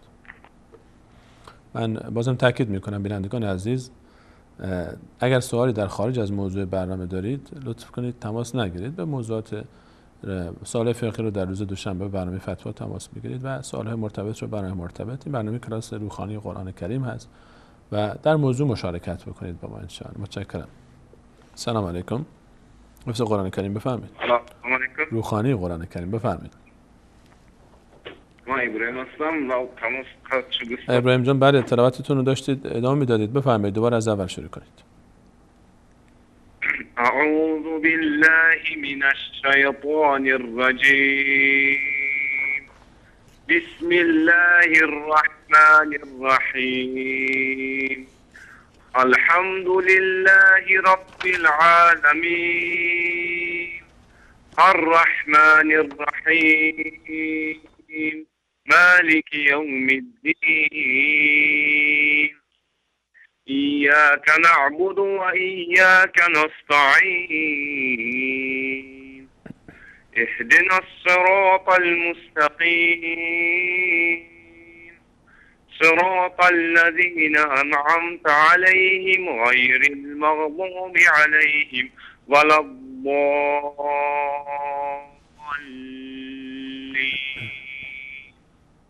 ماشاءالله، احسنتم. امر دیگری هم دارید قربان؟ نه، سلام باشید. موفق باشید. ماشاءالله، صدای بسیار زیبایی داشتید. ما در این برنامه‌های اولیه همونجوری که خدمتتون عرض کردم چون قواعد تجویدی رو کامل بیان نکردیم فقط به بحث روحانی قرآن کریم و روانخوانی اکتفا می‌کنیم و بحث مخارج رو و قواعدش رو می‌گذاریم ان شاءالله به جلسات مرتبطه با. سلام علیکم. روحانی قرآن کریم بفرمایید. سلام بیننده گرامی، بفرمایید. خودتون رو معرفی میکنید؟ سلام علیکم. خسته نباشید آقای سلیمانی. سلامت باشید. خودتون رو معرفی میکنید قربان؟ من حمید هستم، از ایران زنگ میزنم. حمید جان از ایران. حمید آقا در روحانی سوره حمد ما مشارکت میکنید یا در تمرین کلمات فتح دار؟ نه، من میخواستم سوره حمد بخونم، بعدش هم من اینم بگم که من آقای سلیمانی سواد درستابی آنچنانی یعنی بگم اصلا سواد خوبی ندارم. خب همینم میخونم ببینم اگه ایراد اشکالی داشته باشم شما برطرف کنید. بفرمایید، در خدمتتون هستم. تلاوت بفرمایید. اعوذ بالله من الشیطان الرجیم. بسم الله الرحمن الرحیم. الحمد لله رب العالمین الرحمن الرحیم مالک یوم الدین ایاک نعبد و ایاک نستعین اهدنا الصراط المستقیم صراط الذین انعمت علیهم غیر المغضوب علیهم ولا الضالین. صدق الله العلی العظیم. حمید آقا، من دو مورد رو فقط یادآوری بکنم. ما انشالله در بحث تجوید انشالله که همراه ما باشید در این برنامه، انشالله به تفصیل در این باب صحبت خواهیم کرد و قواعد رو یکی یکی انشالله مطرح خواهیم کرد و بیشتر در اون باب صحبت میکنیم و حتی مخارج حروف.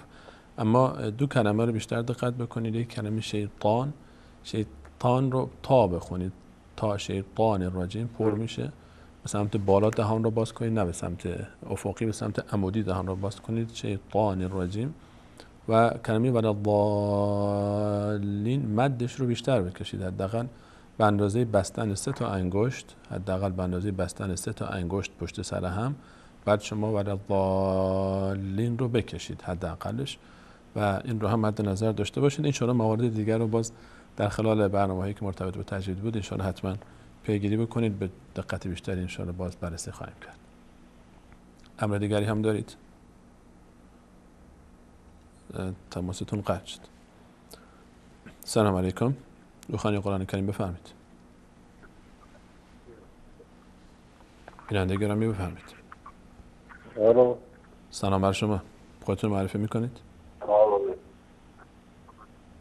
سلام علیکم بفرمید.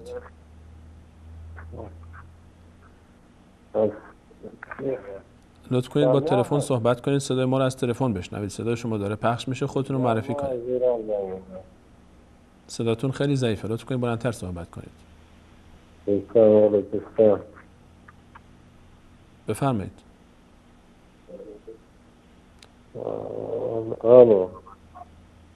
صداتون واضح نیست برای من قربان. لطف کنید دوباره تماس بگیرید برادرم. متشکرم از تماس شما. صداتون واضح نیست، لطف کنید دوباره تماس بگیرید.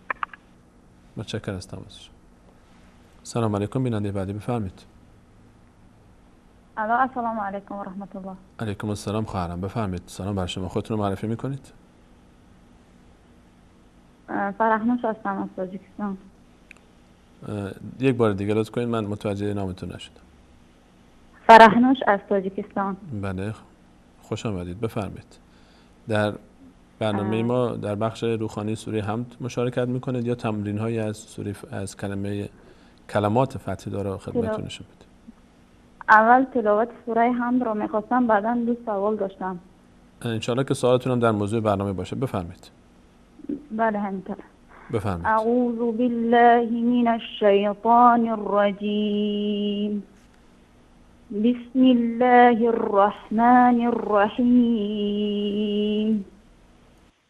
الحمد لله رب العالمين الرحمن الرحيم مالك يوم الدين إياك نعبد وإياك نستعين اهدنا الصراط المستقيم صراط الذين أنعمت عليهم غير المغضوب عليهم ولا الضالين آمین. ماشاءالله. دقت کنید خواهرم که غیر المغضوب غین حرکت نکنه و چون ساکن هست. متشکرم. ماشاءالله بسیار عالی بود. سوالتون رو بفرمایید. سوالم این بود که من کمی از آخرای سوره کتاب قرآن سوره های آخر رو حفظ کردم ولی آیت ها رو حفظ نکردم، یعنی شماره آیت ها رو حفظ نکردم. و در یک برنامه گذشته شما شنیده بودم که شما گفتید حتما باید ها رو نیز حفظ کرد. اگر تماستون قطع شد خواهرم. من انشاءالله سوالتون رو دریافت کردم، انشاءالله در این باب توضیح خواهم داد حتما. سلام علیکم. روخانی قرآن کریم بفرمایید. سلام بیننده گرامی بفرمایید. الو سلام.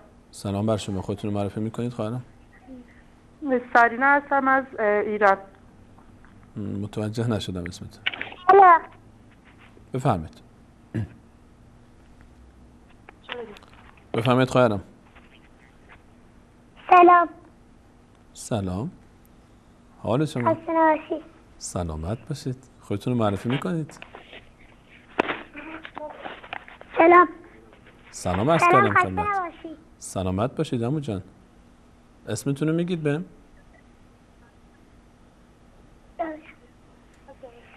بسم الله الرحمن الرحیم. بسم الله الرحمن الرحیم. بسم الله الرحمن الرحیم. بسم الله الرحمن الرحیم. الحمد لله رب العالمین الرحمن الرحیم مالک یوم الدین إياك نعبد وإياك نستعين اهدنا الصراط المستقيم صراط الذين أنعمت عليهم غير المغضوب عليهم ولا الضالين آمين. ماشاءالله ماشاءالله ماشاءالله. اسمتون رو نمیگید بهم؟ نه خدا. چرا نمیگید؟ ممنونم از تماس شما. خدا شما را حفظ بکنه. الله تعالی به تمامی خانواده شما برکت عنایت بکنه و ولی اینکه اسمتون به ما نگید ما شما رو دوست داریم. خدا حفظتون بکنه. متشکرم. سلام علیکم. برنامه روحانی قرآن کریم بفرمایید. سلام علیکم بفرمایید. بیننده گرامی شما رو خط هستید بفرمایید. مثل اینکه صدای ما رو نداره. سلام علیکم. برنامه روحانی قرآن کریم بفرمایید. سلام استاد خوب هستید؟ متشکرم. سلامت باشید. محمدی هستم از ایران زنگ میزنم. خوش آمدید. در بحث سوره حمد مشارکت میکنید با ما یا حرکت فتح؟ من سوره حمد میخوام بگم براتون. بفرمایید. تلاوت بفرمایید. بسم الله الرحمن الرحیم. اعوذ بالله من الشیطان الرجیم. بسم الله الرحمن الرحیم. الحمد لله رب العالمين الرحمن الرحيم مالك يوم الدين إياك نعبد وإياك نستعين اهدنا الصراط المستقيم صراط الذين أنعمت عليهم غير المغضوب عليهم ولا الضالين. متشکرم از تماس شما. فقط یک نکته رو مد نظرتون باشه، کلمه ان عمت عمت نشه، ان عمت روی نون همونجا صدا رو قطع بکنید. ان عمت ان عمت نشه حرکت رو خواهش میکنم لطف کردید. متشکرم از تماس. ممنون از خدا. موفق باشید. سلام علیکم. روحانی قرآن کریم بفرمایید. سلام بر شما بفرمایید. صدای ما را از تلفن گوش کنید بیننده گرامی. سلام علیکم. علیکم السلام و رحمت الله و برکاته. بفرمایید خانم. نام رستا. یک بار دیگه خودتون معرفی کنید. نام رستا. عمر جان خوش آمدید. بفرمایید عمر جان. سوره حمد میخونم. بفرمایید. بفرمایید. بسم الله الرحمن الحمد لله رب العالمين الرحمن الرحيم مالك يوم الدين إياك نعبد وإياك نستعين اهدنا الصراط المستقيم صراط الذين أنعمت عليهم غير المغضوب عليهم ولا الضالين. ماشاءالله ماشاءالله ماشاءالله. عمر جان چند سال سن شماست؟ چند ساله هستین شما؟ 5 سال. ماشاءالله ماشاءالله. الله تعالی شما رو حفظ بکنه. الله تعالی با پدر و مادر شما خیر کثیر عطا بکنه که همچین فرزندی رو تربیت کردن. امر دیگری دارید عمر جان؟ خداحافظ. خدا نگهدار شما. لطف کردید. متشکرم از تماس شما. شما حقیقتا وقتی که این نونهالان قرآنی، این شکوفه های مکتب قرآنی تلاوت میکنن واقعا انسان لذت میبره و تلاوت عمر جان و قبل از اون قاری گمنام که نامش رو نگفت و رفت ماشاءالله یک لذت خاصی میده به محفل قرآنی. سلام علیکم. روحانی قرآن کریم بفرمایید. الو. سلام علیکم. خودتون معرفی میکنید؟ سلام بر شما بفرمایید. من خواهم میخواد صحبت کنم. یک بار دیگه لطف کنید. سوره حمد بخونم. یک بار دیگه بفرمایید. بفرمایید. بسم الله الرحمن. ادامه بدید. ماشاءالله. الو. الو. سلام عمو جان بفرمایید. آره. بسم الله الرحمن. سلام. سلام. حال شما خوبین شما؟ بسم الله الرحمن الرحیم. الحمد لله رب العالمین. الو عمو جان رفتید؟ رو خطید صداتون رو ندارم. یک بار ظاهرا آنتن ای گوشیشون مشکل پیدا کرد. کاش دوباره تماس بگیرن و صدای زیباشون رو بشنویم. سلام علیکم. روحانی قرآن کریم بفرمایید. سلام علیکم. میخواستم با آقای سلیمانی برقرار بشم. علیکم السلام و رحمت الله و برکاته. سلیمانی هستم، در خدمت شما. خودتون رو معرفی میکنید؟ میخواستم سوره الحمد تلاوت بکنم. نام مبارکتون رو بگید و بسم الله شروع کنید. من سعیدالله هستم، از ترکیه تماس میگیرم. خوش آمدید، بفرمایید. سوره الحمد میخواستم بسم الله بفرمایید، تلاوت بفرمایید. اعوذ بالله من الشیطان الرجیم. بسم الله الرحمن الرحیم. الحمد لله رب العالمين الرحمن الرحیم مالك يوم الدين إياك نعبد وإياك نستعين اهدنا الصراط المستقيم صراط الذين أنعمت عليهم غير المغضوب عليهم ولا الضالين آمين. احسنتم، ماشاءالله ماشاءالله. امر دیگرم دارید سعیدالله جان؟ نه ممنون، زنده باشین. متشکرم از تماس شما، لطف کردید. سلام بر شما. سلام علیکم. روخانی قرآن کریم بفرمایید. بیننده عزیز صدای ما رو از تلفن بشنوید. سلام بر شما. قطع شد تماسش. سلام علیکم. روخانی قرآن کریم بفرمایید. سلام علیکم، خسته نباشید. سلامت باشید. به عنوان معرفی میفرمایید خودتون؟ خواستم با آقای سلیمانی صحبت کنم. سلیمانی هستم، صدای شما رو دارم میشنوم، بفرمایید. من میخواستم آیه الحمدلله رب العالمین تلاوت کنم. اسمتون رو بگید و بسم الله شروع کنید. نوید هستم از. نوید جان خوش آمدید و برنامه بسم الله شروع کنید.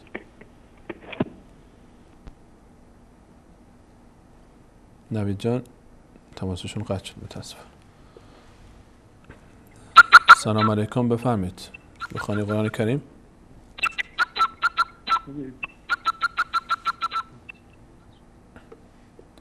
سلام علیکم. سلام علیکم، بفرمایید. الو سلام. سلام عمو جان، خوش آمدید، بفرمایید.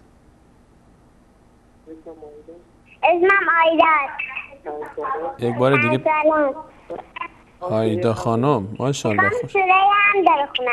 بفرمایید عمو جان، خوش آمدید، بفرمایید. بسم الله الرحمن الرحیم.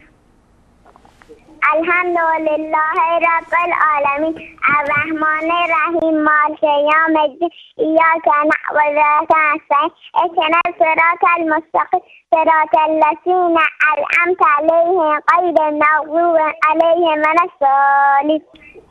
ماشاءالله ماشاءالله ماشاءالله ماشاءالله ماشاءالله. حقیقتا اشک در چشمان انسان جمع میشه وقتی که میبینه یک قلب صاف، یک فطرت پاک، یک ضمیر آگاه، یک ذات معصوم به این زیبایی قرآن رو تلاوت میکنه. انسان تمام وجودش احساس شعف میشه و خوشحالی و شادمانی. الله تعالی همه فرزندان ما رو این گونه بگرداند و امت اسلامی رو از وجود این عزیزان بی بهره نگردونه ان شاء الله. سلام علیکم. مثال حق بفرمایید. سلام بر شما، بفرمایید. بیننده گرامی شما رو خط هستید. سلام بر شما، بفرمایید. سلام علیکم. روخانی قرآن کریم بفرمایید. السلام علیکم و رحمت الله و برکاته. علیکم السلام و رحمت الله و برکاته. خواهرم خودتون معرفی میکنید؟ ظریفه از تاجیکستان. خوش آمدید، بفرمایید. جزاک الله خیر استاد. میخواستم کلمه هایی که فتح دارن آنها را بسم الله. احمد جان تصویر رو روی صفحه برای این خواهرمون نشون بدید که کلماتی رو که تصویر صفحه الان پیش شما هست خواهرم. شاید چند ثانیه طول میکشه تا تصویر به شما برسه. تصویر رو الان فکر کنم دیگه باید داشته باشه. تصویر صفحه روی تلویزیون پیش شما هست کلمات؟ چوپی پاکستان از من. خب الان کلماتی رو که روی صفحه تلویزیون رو نگاه بکنید شما. الان روی صفحه تلویزیون از خط اول شروع بکنید به خواندن کلمات. اعوذ بالله من الشیطان الرجیم بسم الله الرحمن الرحیم بارک. احسنتم. کلمه بعدی جدع. احسنتم. بعدی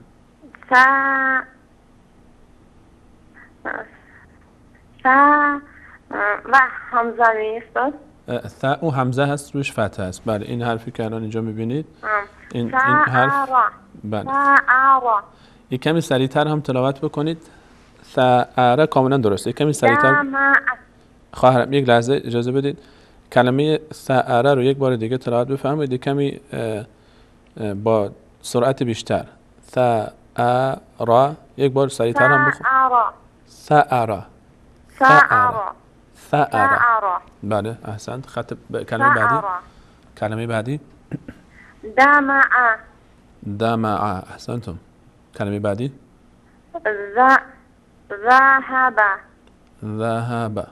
ذهب. ماشاءالله. متشکرم. تشکر میکنم از تماس شما. درود شد استاد. بسیار عالی بود. استاد. بسیار خوب بود ماشاءالله. اگر سوره حمد هم دوست دارید تلاوت بکنید در خدمت شما هستیم. اعوذ بالله من الشیطان الرجیم بسم الله الرحمن الرحیم الحمد لله رب العالمین الرحمن الرحیم مالک یوم الدین ایاک نعبد و ایاک نستعین اهدنا الصراط المستقیم صراط الذين أنعمت عليهم غير المغضوب عليهم ولا الضالين. ماشاءالله. بفرمایید. بسیار پزمان این برنامه‌های خوبت آمدیم. می‌خواستیم با ما بسیار بیاموزونید چون که ما بسیار خطا میکنیم در وقتی خواندن. هرچند در نزد استادان تعلیم گرفتیم الحمدلله ولی باز به خطاگی ها راه میدیم و از شما خواهش داشتیم که این گونه برنامه های آموزنده تان زیاد گردانید. جزاک الله خیرا به همه استادان بزرگواری سال حق دیگر. الله تعالی شما حفظ کنه. جزاک الله خیرا. سلام علیکم. متشکرم. لطف کردید.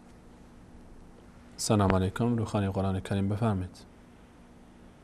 سلام علیکم. علیکم السلام و رحمت الله و برکاته. نورالله هستم از افغانستان. خوش آمدید نورالله جان بفرمایید. شما در تمرین با ما مشارکت میکنید یا در سوره هم؟ هر کدوم شما راحتین.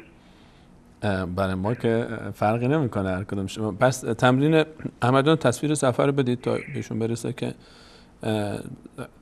این کلماتی رو که انشاءالله روی صفحه میاد خط اولش رو خواهرمون تلاوت کردن یعنی قرائت کردن به تعبیر دقیق تر و از خط دوم انشاءالله شما شروع بکنید به خوندن. اینا همه کلماتی هستن که با فتحه که درس امروز ما بودن قرار گرفتن. بسم الله. هر وقت تصویر به شما رسید خط دوم شروع بکنید به خوندن. تصویر رو دارید؟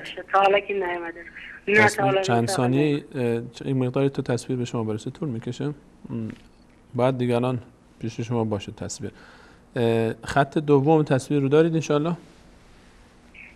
بله داریم. خط دوم رو اینجا خط دوم رو که مشاهده میکنید خط دوم رو شروع بکنید بخونید. بسم الله نیاز نیست. الرحمن الرحیم. نیاز بسم الله نیست چون کلمات. بسم الله شروع کنید. بله.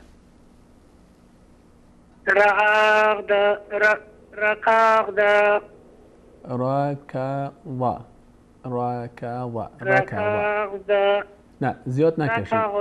ر رو زیاد نکشید برادرم نورالله جان.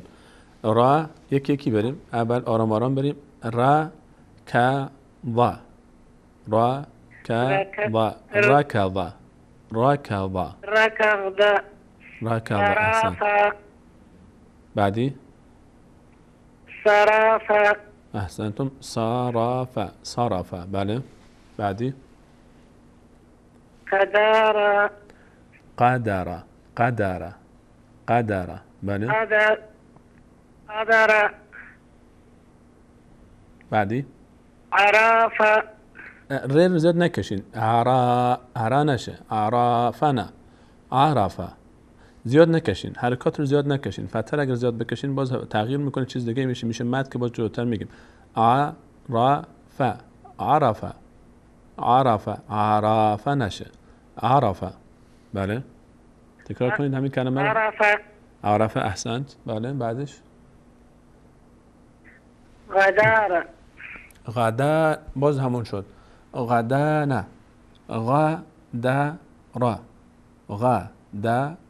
غدر. غدر. احسن. نکشین زیاد کش ندین. غدر نشه. غدر. متشکرم از تماس شما نوردا جان. لطف کردید. متشکرم. خیلی ممنونم از تماس شما. الله تعالی شما رو نگه داره.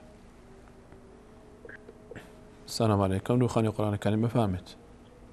السلام علیکم. علیکم السلام و رحمت الله و برکاته. خسته نباشید استاد. سلامت باشید. خودتون معرفی می‌فرمایید؟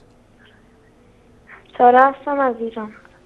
سارا خانم از ایران، خوش آمدید. من براتون سوره فاتحه رو بخونم. بفرمایید خواهرم بفرمایید. اعوذ بالله من الشیطان الرجیم. بسم الله الرحمن الرحیم.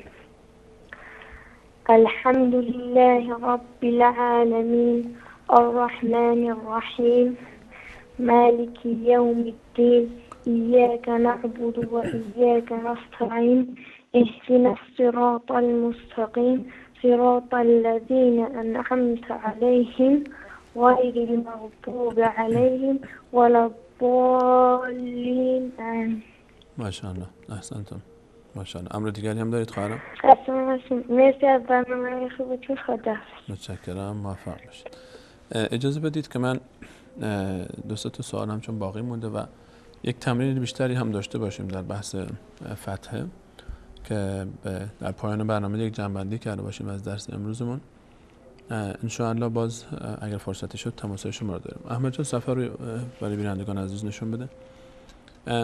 دو خط اول رو که بینندگان عزیز براتون قرائت کردن، ما از خط سوم شروع میکنیم دوباره و گفتیم که حرکت فتحه حرکتی است که روی حروف قرار میگیره. این حرکتی که بالای این حروف هست، این حرکت ها همشون اسمش فتحه است و ما هر وقتی که این حرف روی هر کلمه حرفی قرار گرفت، این حرکت روی هر حرفی قرار گرفت، یک صدای اون حرف میگیره، اما نباید زیاد کشش بدیم که حالت کشیده و مد به اصطلاح پیدا بکنه. یعنی مثلا این کلمه‌ای که الان فلش روش هست، تا را د، تا را د، تارد، تارد، اینجوری نشه تارد، این کش نه، یا تارد نشه، تا را د، تارد. کلمه بعدی شا را د، شاراد، شراد، شراد، شراد. کلمه بعدی خوا را ما، خرام، خرم، خرم. بعدی تا را ک، تا را ک، تراک، تراک. کلمه بعد زعم، زعم، زعم، زعم. این از این تمرین برمیگردیم باز یک تمرین دیگه هم به همراه شما عزیزان داشته باشیم. صفحه بعدی رو با هم دیگه میبینیم. خط اول لعن، لعن، لعن. کلمه بعدی کذب، کذب، کذب، کذب، کذب. کلمه بعدی کفر، کفر، کفر. بعدی رجع، رجع، رجع. بعدی وضع، وضع، وضع، وضع. خط دوم شرح، شرح، شرح. نزل، نزل، نزل. کلمه بعدی سرق، سرق، سرق. شما هم به همراه هم بنده حتما تکرار میکنید. شکر، شکر، شکر. کلمه بعدی سکت، سکت، سکت. کلمه بعدی خط سوم قاتل قاتل قاتل قاتل. کلمه بعدی خلق خلق خلق خلق. وعد وعد وعد وعد وعد. وقع وقع وقع. كتم كتم كتم کتم. فقط عزیزان حواستون باشه که ما این اول که یکی یکی میگفتیم این فقط به خاطر این که متوجه بشیم اصلش بس سر هم خونده بشه و زیاد کش ندیم حرکات رو. حرکت فتح اگه زیاد کش دادیم باز الف میشه یا مد میشه که باز مشکل ساز میشه. این فقط به همین حد ا ب ت ث مثلا به همین قد اکتفا بکن. تمرین بعدی رو برای شما عزیزان میبینیم. صفحه بعد صفحه سوم. بلع بلع. ببینید بلع کش نمیدیم هیچ کدوم. با یا لا یا ع نمیشه. نه بلع بلع بلع. بعدی ثبت ثبت. شما نیازی نیست که اول حتما یکی یکی بخونید، مرتب پشت سر هم بخونید. ثبت یعنی در هنگام تلاوت اینجوری پشت سر هم خونده میشه. ثبت به خاطر تمرین بهتر یکی یکی جدا راحت تر فهمیده میشه. جمع جمع. حمل حمل. سجد سجد. دفع دفع. ذكر ذكر ذكر ذكر. زهد زهد زهد. ظهر ظهر ظهر. شكر شكر شكر. فقد فقد فقد. طلع طلع طلع. كتب كتب. غلب غلب. نفع نفع نفع نفع. ممنونم احمد جان. اینها تمرینی بود که مال درس امروزمون بود. درس امروزمون درس فتحه بود. حروف الفبای عربی 28 حرف داره. همون حرف‌های فارسی هستن. هر 28 تا در فارسی هم هست. فقط 4 تا کمتر از فارسی داره. پ ژ چ و گاف گچ پژ به تعبیر ساده تر. و حرکت فتحه حرکتی که روی حروف قرار میگیره و صدای ا اضافه میشه به اون حرف. و مثال‌هاش رو هم گفتیم. و هر که الفبای عربی هم هر کدوم یک اسمی دارن که همون در فارسی هم استفاده میشه. فقط یک الف به مثلا با تا ثا جا ها اینا اضافه میشه. بازم گفتم جا جیم سر جاش، نمیدونم چرا این طول صف میاد. اجازه بدید که سوال‌هایی هم که عزیزان داشتن رو پاسخ بدیم که حداقل پاسخ سوال‌های عزیزان رو هم داشته باشیم. درباره خواهرمون که از بحث سوره بقره پرسیدن، رسول صلی الله علیه و سلم فرمود که قرآن در سوره خانه‌ای که سوره بقره خوانده بشه شیطان گریزان نیست. در این روایت سوره بقره گفته شده، یعنی کامل ذکر شده. یعنی سوره بقره وقتی میگیم یعنی 286 آیه کامل. اما خب در روایت‌های دیگری ما داریم مثلا که رسول صلی الله علیه و سلم فرمودن اگر دعای آخر سوره بقره رو از آیه 285 و 86 آمن رسول به بعد رو کسی تلاوت بکنه در اون شب از شر هر گونه شیطان و جنی در امان خواهد بود. و اون هم باز روایتی هست که در جای خودش محفوظه. هم پس میتونیم به همون دعای آخر بقره، البته خب شکی در نیست که هرچی تلاوت بیشتر باشه عبادت و افضلیت و ارزشش بیشتر هست و کسانی که کل سوره رو بخونن اجر مقامشون خیلی بیشتر از کسانی است که دعای آخر رو بخونن. اما در این باب هست روایتی که رسول صلی الله علیه و سلم فرمودن کسی که دعای آخر رو شب بخونه در امان خواهد بود از هر جن و شیاطین. درباره برادرمون که فرمودن سوره کوثر در شأن که نازل شده است، در نزد اهل سنت چند روایت درباره سوره کوثر هست که گفته میشه وقتی که آمدن و مشرکین رسول صلی الله علیه و سلم رو متهم کردن که تو ابتر هستی و یعنی فرزندی بعد از تو پسری نمانده است که نسل تو رو ادامه بده این سوره نازل شد و میتونه که یکی از این 3 مورد باشه که اینجا کوثر به معنای لغوی بگیریم، یعنی خیر کثیر، که الله تعالی خیر کثیر به تو داد، یعنی این امت یک میلیاردی که ما هستیم مثلا این همه فرزندان تو هستن و همه تا روز قیامت راه تو رو ادامه میدن و انگار که همه اینها فرزندان جان بر کف تو هستن و نگران این موضوع نباش. موضوع دوم میتونیم به اشاره بکنیم به حوض کوثر که در روز قیامت داده میشه و اون هم بی ارتباط به این موضوع نیست، باز هم که مسلمان ها فقط از اون حوض که فرزندان رسول صلی الله علیه و سلم هستن، فرزندان معنوی ایشون، در روز قیامت آب میخوانن و در بهشت چشمه‌ای که از بهشت سرازیر میشه و به کفار نمیرسه و این یک نوع توبیخی بود به اونها و میتونه معنای سومش هم در شأن بانوی بانوان عالم فاطمه زهرا سلام الله علیها باشه و اینکه ما به شما فاطمه زهرا رو عطا فرمودیم و این فاطمه زهرا از نسل ایشون ذریه رسول صلی الله علیه و سلم باقی میمونه و در مقام فاطمه زهرا بانوی بانوان عالم و بزرگترین بانوی تاریخ بشر هیچ شک و تردیدی نیست و یکی از شأن و نزول ها میتونه که این باشه. به هر حال این نظر اهل سنت درباره این سوره کوثر هست. درباره برادرمون که پرسیدن که آیا شماره آیات، خواهری که پرسیدن شماره آیات رو حفظ نکردن، تماسشون گرچه قطع شد سوالشون کامل نموند.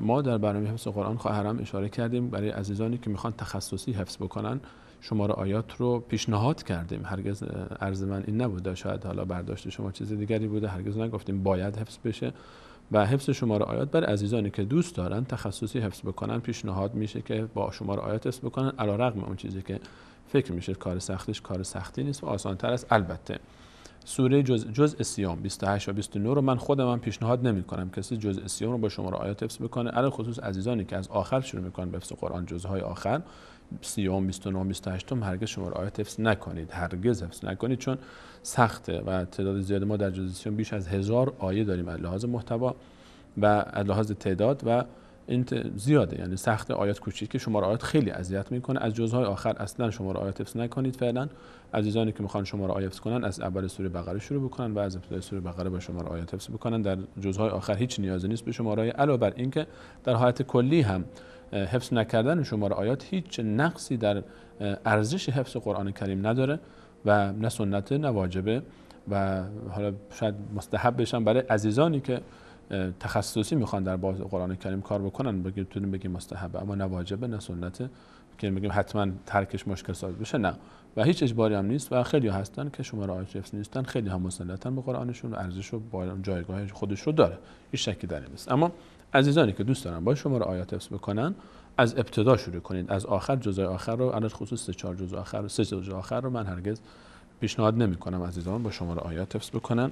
امیدوارم که سوال دیگری از قلم من نیفتاده باشه و ان شاء الله در برنامه بعدی هم استاد عبدالرحمن فاتح ان شاء الله در خدمت شما خواهد بود با ادامه همین مسیر و درس دوم ان شاء الله و به همین شکل ان شاء الله یاری بکنید برنامه خودتون رو. من تشکر میکنم از همه عزیزانی که ما رو در این برنامه یاری کردن، از عزیزانمون در اتاق کنترل کرده این خود کار منم افتاد و عزیزانی که در اتاق کنترل با ما همراه هستن و یاری کردن، محمد جان و احمد جان و فرید جان و عبدالله عزیز و بزرگوار و همه عزیزانی که تماس گرفتن، علل خصوص نونهالان عزیز عمر جان و هایده خانم فکر کنم و اون قاریه گمنامی که اسمشو نگفت.